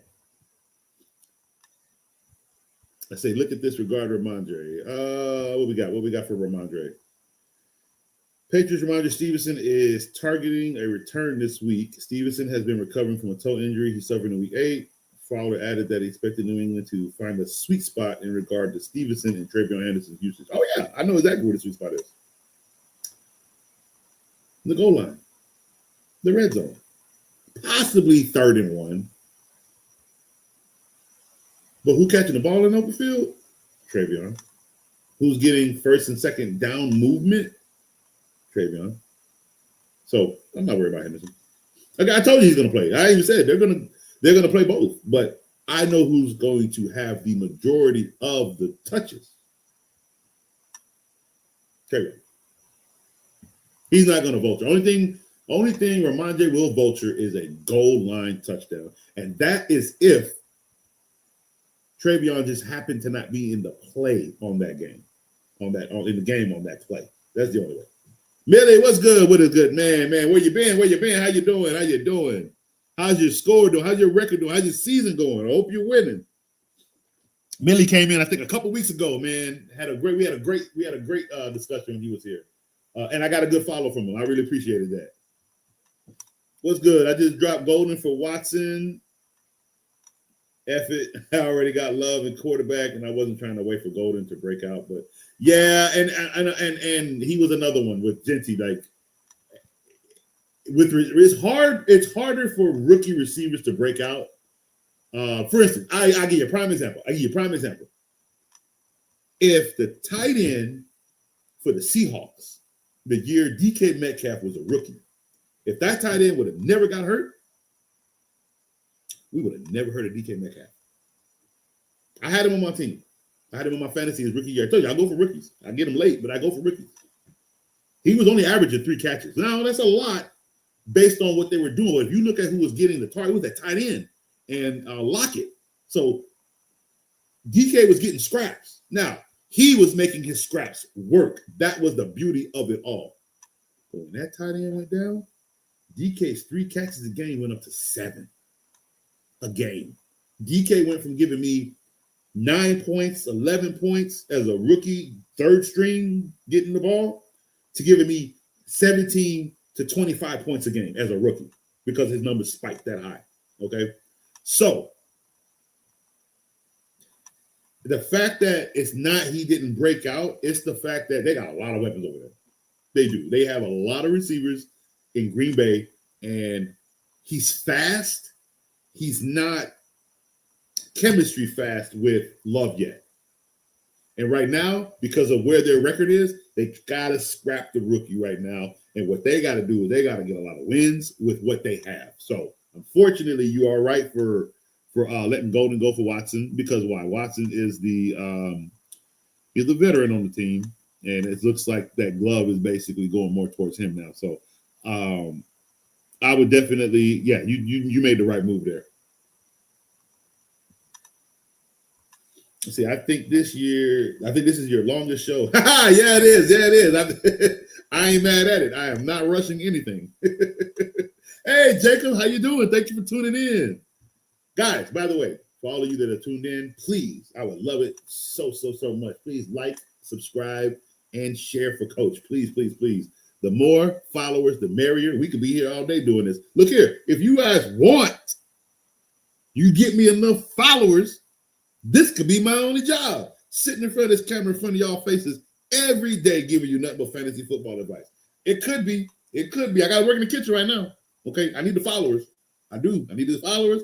I need the subscriptions. I need the fan base. I need the community. But you guys are doing great, and I love every single last one of you for it. But please, please, please like, share, subscribe, and follow. And please do it on YouTube. Go to my YouTube page.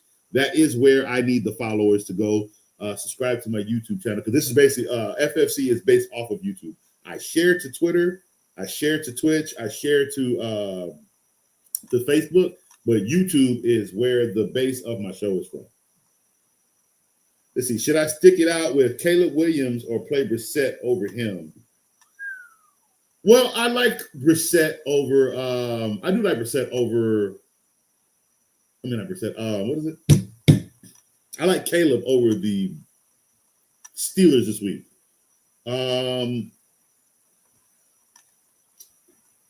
Brissett is playing. Is it Monday night?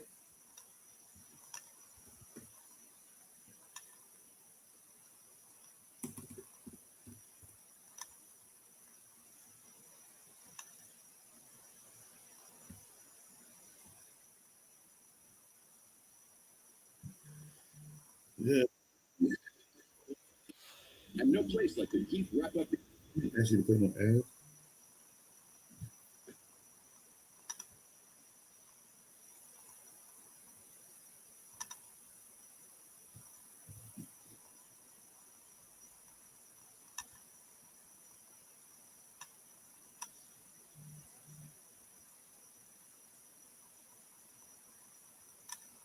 Let's see.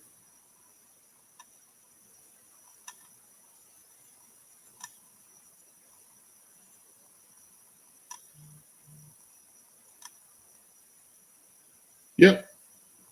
I'm going with Jacoby Brissett this week against the Jaguars. I still think the Jaguars will win, but I think Jacoby Brissett is going to have to put up basically this is basically what the Cardinals are going to do the rest of the way. You know what I mean? Like, who's got a 21-day window to come back? Did that just say Burrow?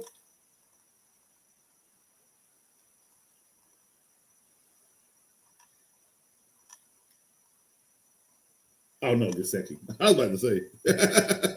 Okay, Gesicki. Nobody cares. No, I would go with Brissett this week. He's going to have to put up the same amount of numbers. Not Clay, he ain't putting up 400, but he's going to put up like 3-something. Maybe another 2 touchdowns again. So it's going to look, every touchdown will be towards his point. So depends on if he gets them early or late in the game. Could put up 3 because the Jaguars defense is okay. It's not great. But I think Jacoby Brissett will still have, for fantasy purposes, he'll have another great game. Emmanuel Wilson or Zay Flowers? Ooh. Is Diego, how you doing? Let's check on Emmanuel. Let's see what they're saying about Josh Jacobs.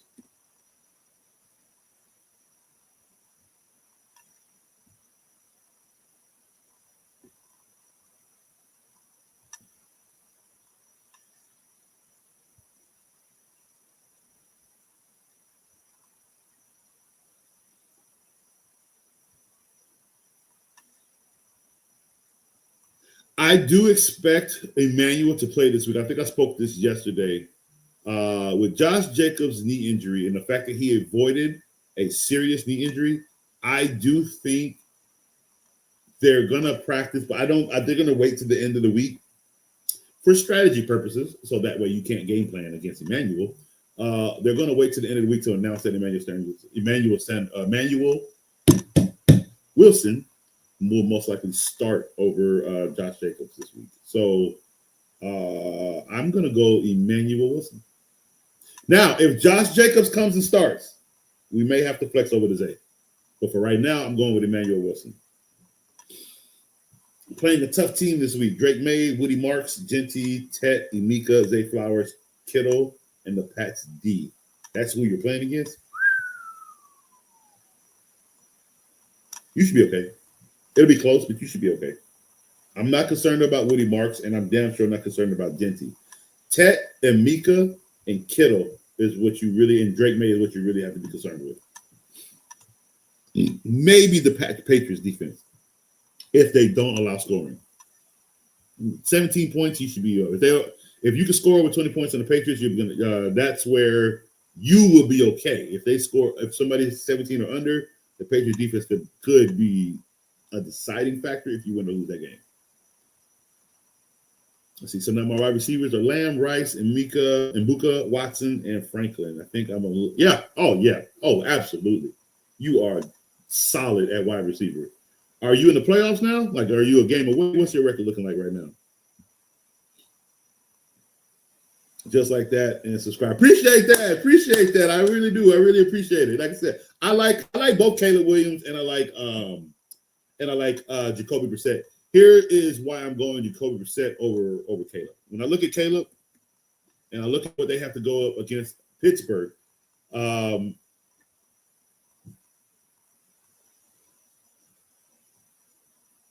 yeah, I'm only going to get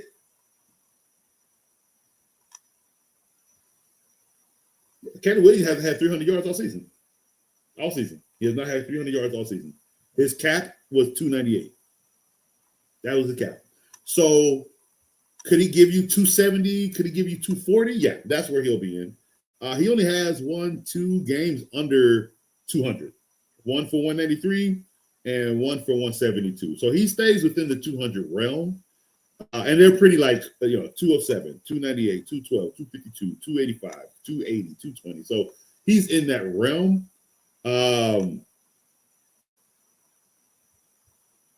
But with Jacoby,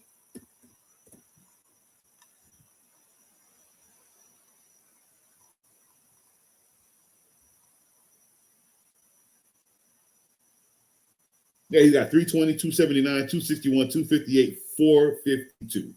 Like, his numbers are up in the high 200s. And mind you, he's throwing the ball 44 times, 36 times, 31 times, 44 times, 57 times. They're not running the ball. They don't have any running backs. They literally are freaking the ball throwing it. They're just flicking that bad boy in the air. But with a quarterback that can actually precisely throw. So that is why with this week, I'm going Jacoby Myers against Jacksonville in this game. And I still got Jacksonville winning this game. I just don't think the Cardinals are strong enough. But Jacoby Brissett will put up good enough numbers for you in fantasy. And if anyone has Henry, hold him. Don't sell at your deadlines. Henry season now, homie. Bobby. No. I'm telling people. Well, there's one person I told to sell Henry because of who he's trying to get. So his situation was a little different. But yes, right now, because of the win streak that the Ravens are about to go on, yeah, hold on to Henry. Absolutely.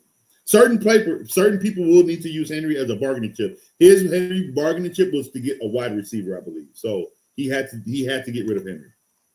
No. Bijan. We want Bijan. That's what it was. We were getting rid of Henry and another piece to get Bijan. That's what we're doing. And it's because Bijan and Kirk Cousins have a better rapport, meaning he gets passes. Remember, Henry is great. Henry does not catch the football. He just runs the football. And as good as it is on the ground, if Henry doesn't score a touchdown, all you get is 12 points because he had 120 rushing yards. You see what I'm saying? He's got to do a lot of work unless he gets a touchdown with the work. With Bijan, he's going to get passing, running, touchdown. He gets a lot of work in Atlanta. So for that trade, that was different.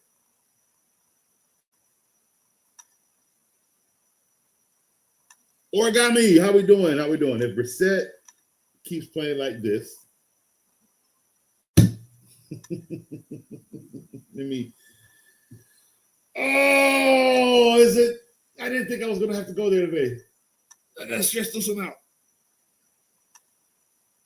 Let me explain something to you. Kyler Murray is an avid Call of Duty player, and Kyler Murray gets everything before everybody else. So in October, when he was out, he was playing Call of Duty, ranking up. Now in November, when Call of Duty comes out, let's check this out. So when Call of Duty came out in October for him, you understand that in week 6, he was out of football. He was out of football for 4 weeks. You know what they did? They didn't put him on IR. They said he was day to day with a foot injury. For 4 weeks, day to day for 4 weeks. Interesting. And then in week 11, mind you, within those 4 weeks, you know what else he had? A bye week. So he was out of football for 5 weeks. Okay. Then comes week 11. You know what they did? Now he's on IR. And the words that were used were to heal, rest and rehab.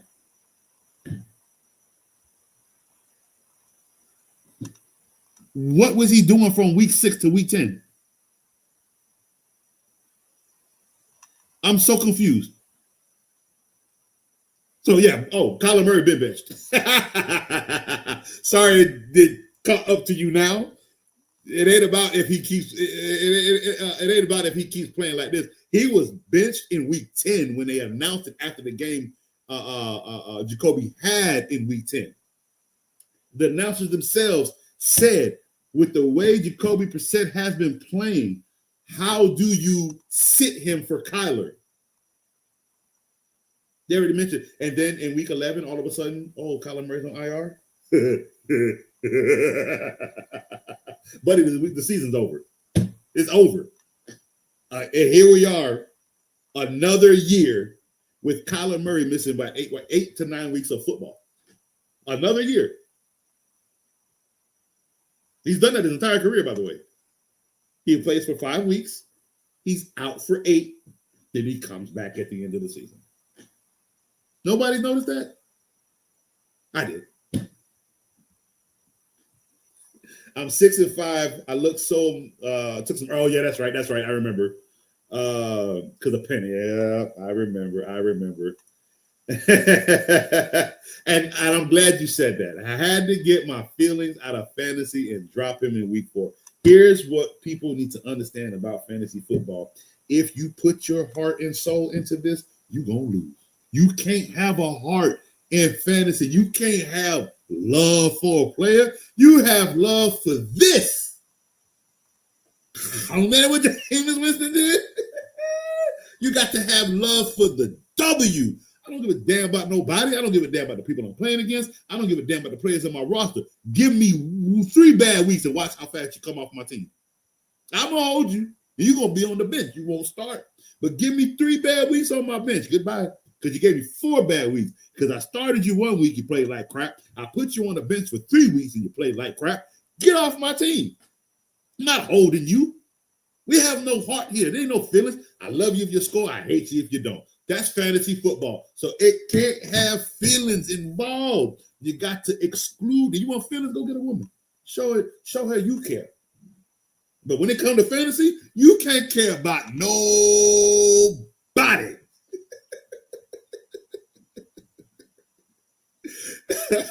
I'm actually scared of Woody against the Bills, D struggling against the run. I'm not scared of that. He's gonna have a good game, but I'm not scared of. At worst, he's gonna get. I don't see him scoring 2 touchdowns against the Bills defense. 1, maybe. I don't see him scoring 2 touchdowns against the Bills. No. And that's just if the Texans can go heavy run against the Bills defense, then maybe. It might be. Again, Thursday nights will show you some crap. Like, where has this been all season? Why do you want to use this now on Thursday night? So your fear is warranted, but Niori, if we can't have love, what makes you think we can have fear? No. We got to be numb to this game. You either do your job or you don't. Get off my team. Stay on my team. It's as simple and cutthroat as that. We are trying to win a fantasy football game, and you got money on the line. We trying to win some dollar bills. We ain't got time for fear. We have no time for love. We have time to make a decision, okay? And we got time to talk shit if it works and cry if it don't. Yeah, see, you did too. You got Bijan out of Henry. Absolutely. You sure did. And you won because of that. Because you had Henderson and you had Bijan. So that works out. Because yep, you traded away Henry and Wandale for Bijan a couple weeks ago. Absolutely. Absolutely. Oh yeah, man. Origami, you come in here, man. I'm gonna make you laugh. I'm gonna make you laugh. That's just what I do. We're gonna talk football. We're gonna talk life. I got a lot of life lessons. I got a lot of stories about my life. We're gonna talk in here, but one thing we're gonna do is we are gonna have one hell of a good time. You come in here, we are gonna laugh and we're gonna talk about players and we're gonna talk about football and have a great time. I promise you that. That is just all I know how to do is make people laugh. Okay, I don't know how to do nothing else. I work all day. All I do is make people laugh. I'm sitting here cooking food and making you laugh at the same time. You know how tired I am when I get off? But you know what? If I make you laugh, if I cook the best food in this kitchen, guess what we got? Tips. You happy? I'm happy. The restaurant stays open. We get a good review. You get some good tips. Everybody keeps their job. I go home tired, but I'm happy. You see how that works? Let's see. Do I accept an offer of Nico for Waddle? I'm 4-7 right now. Well, oh really? Okay. So you're in a different league. So if you win the last three, now some of these leagues do have an extra game where I think you could be 9-7 if I'm not mistaken. I think it's 9-7, or 10-7, something like that.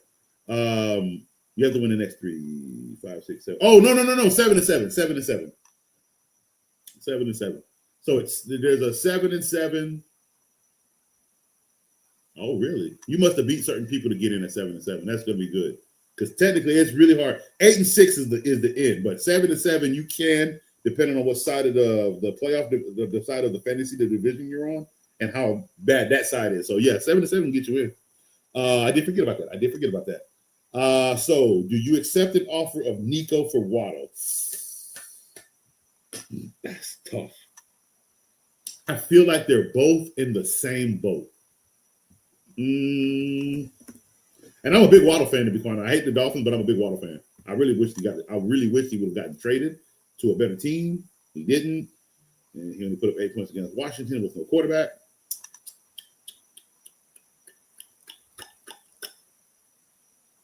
Well, good for you.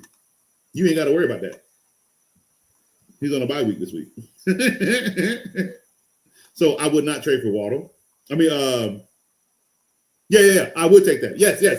Give him Waddle because Waddle's on a bye week. And right now, we cannot suffer bye weeks with a 4-7 record. So, yes, we do need to get rid of Waddle so we can bring in Nico and have a roster of no buys. We can't afford to have a good player out. We can't. We have to have all good players playing right now. So, yes, make that trade. Give him Waddle. You take Nico. You go win this week.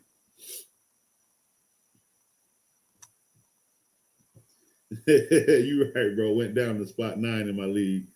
Made a couple trades. Now I'm in spot 4, and they call me Millie Roseman. Hey, look here. That was how we do, don't it? That boy done finesse some trades and some moves and had built the best defense you ever saw in 2 years and went to the Super Bowl and won. Yeah. Any reference to a Roseman is always a positive, good reference. Always a good reference. No problem, man. All right, guys. So look, unless I get more questions coming in the next 30 seconds to a minute, let me put up my handle so you guys can tag me and ask me and continue running your mouth with me with football offline. So if you need to talk to Coach between now and Friday about anything that has to do with your team in football and any other decisions you want to make, and just continue to talk to Coach about football, stuff from the past, stuff from the history, stuff from now, stuff from a few years ago, just to pick at Coach's brain, I'm available on Instagram at Fantasy Football with Coach. You can find me on TikTok at Coach Coombs _5. You can find me on Twitter, X at FFC Coach Coombs, and you can find me on Twitch at Theme Park Gamers. Twitch is where I basically stream Fortnite and only Fortnite for right now. I'll play other games one day again. Madden, of course, too. But right now, I'm big on Fortnite right now. I'm just having a good time with it. It's a love-hate game. I hate it at times. I love it at times. But it's just one of those games that do keep me coming back because I enjoy it. It helps me. And I get off from a long shift cooking in them kitchens in a hot flame. I like to get off and just shoot a bunch of people in the face. Call me crazy, right? But no, so that when I'm on there gaming, it's just a wonderful time to come on there with Coach and talk with Coach live about football. It's funny because I would talk to you guys when I'm talking football, and I'll have my microphone down, so the people that are in the game are like, "What?" So I got to explain to them that I'm talking through Twitch to my, to chat and stuff like that. So it's fun. It's fun. I can multitask. All right. But these are my handles. So if you want to just talk to me anytime, it does not matter. Coach, I got a question for you. Coach, I need your help. Coach, are you going to be here next year? Coach, do you do this? I'm here for all those types of questions. So please understand you can just hit me up on these at any time, and I will respond back to you.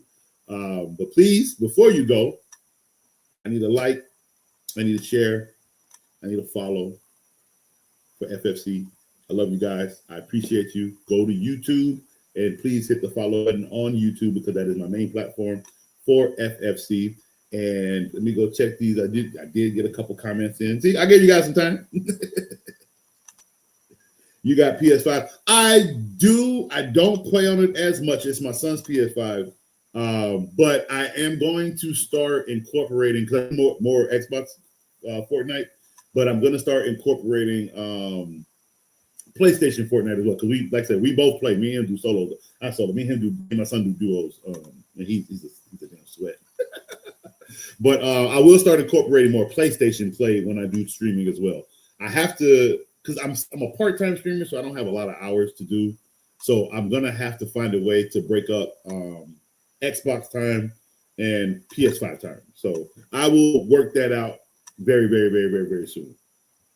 Do you play MMO games? Not yet. I haven't started doing those yet. Like I said, right now, I just came off Division 2 over the spring because I played it a while back in 2020, and then I just noticed when I started getting on Twitch, I was looking at what everybody plays. A lot of people playing GTA roleplay, Fortnite, Marvel Rivals. What else were they playing? And, Fortnite and Call of Duty. So I saw the people playing Division like me. I'm like, okay, cool. And I started learning that this game kind of took off past when I stopped playing. I'm like, oh, wow. So I got to start catching back up. So that's what I was streaming the most of. And at one point, because of the multiplayer gameplay, it got boring in a sense. Like it was weirdly boring. And the Power Rangers dropped skins in Fortnite, and I said, uh-oh, this looks kind of fun. And I've been on Fortnite ever since.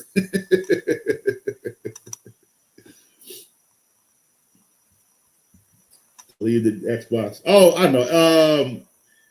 I use it. So I got it for my daughter. And she's 6, and it's kind of like her first year gaming.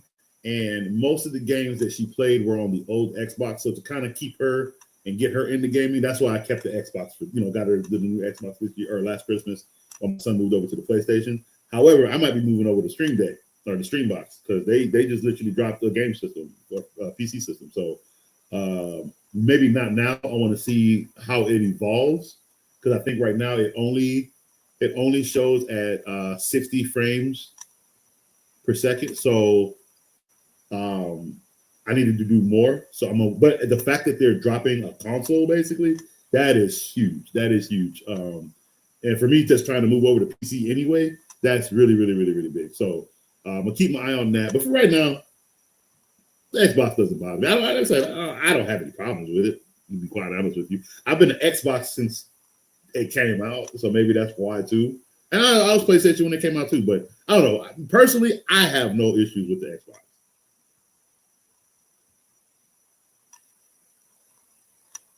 They're not going to sell like Sony yet. They're selling at $600. Now, the problem with Xbox is the new Xbox coming out is supposed to be $1,200. I wish I could put the middle finger up on live screen because that's exactly what they deserve for that because they already getting one from me for this $30 a month for Game Pass. Buddy, I got to buy milk. I'm sorry. I'm on a subscription for milk. Milk is $30 a month. So I'm sorry. I can't afford Game Pass for $30 a month. And then you want to tax me and make it $34? No, I'm so sorry. Game Pass. Fortnite is free. That's what I'm saying. I pay for the crew pass, and I don't need you to incorporate the crew pass so I can pay $30 for that. That's stupid. Like you're robbing people. No, thank you, Xbox. You failed. And then you want to charge people $1,200 for your system where games actually don't look any different from, I don't know, the 360. No, thank you. All right, I'm sorry. At least PlayStation's development and games, you can actually see the core in evolution. I'm very sorry. I do not see the core and evolution in Xbox. I'm so sorry. And now you want to charge $1,200 for this? Stream Deck, just come through. That's all I'm asking. Just come through. Oh, the Steam Machine. Oh, that's right. They do have yeah, that's what I'm talking about. The Steam Machine is only going to sell for like $600. The one with the light strip, because they had the Stream Deck, which is the screen, and then the Stream Machine is the actual new system that came out. So I'm waiting to see how that evolves before I buy that, because it's supposed to work like a PC, but it's only at 60 frames per second. That's its height right now. So I need to see its evolution before I purchase it. I did that with Xbox. I never buy any system when it first comes out. I need to see not 600. It's at 60. It's at 60. It doesn't go up. It's not above 60 right now. No, not 600. Boy, if that was at 600, oh, take all my money. No, right now it only refreshes at 60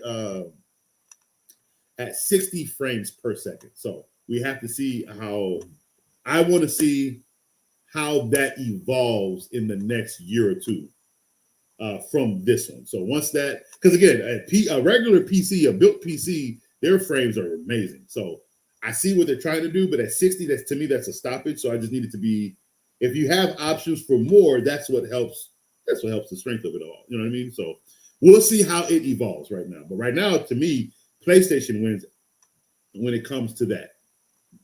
The Xbox, again, like I said, it's just lucky I held on because of the fact that I've just been a fan of Xbox all this time, and the fact that when they dropped Game Pass, it was for the purpose of playing games that willy-nilly at a right price. $16 was amazing. $30? Xbox. How dare you? I got to pipe it up. I'm so sorry. All right, so with that being said, everybody, thank you guys for tuning in. I appreciate you. We have been here for 2 hours and 42 minutes. I think this is actually the longest show I have had. I will be back next week, next Tuesday and Wednesday for Week 12 recap and to get ready for Week 13. So please tune in and stay ready for that. Coach loves you guys.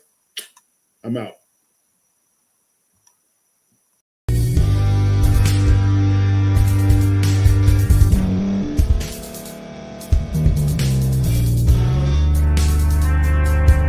Thank you for staying to the end. If you're watching this on YouTube, please like this video, subscribe, and also hit that notification button so you can be notified next time we put out a video. If you're listening on any podcast platform, subscribe and hit that notification button, y'all, so you can be notified we put out another podcast audio. And last but not least, hit that share button. No matter what you're listening to or watching it, hit that share button and send it to somebody that you know that would love to watch this episode you just listened to. So once again, thank you for staying to the end, and we'll see y'all in the next episode.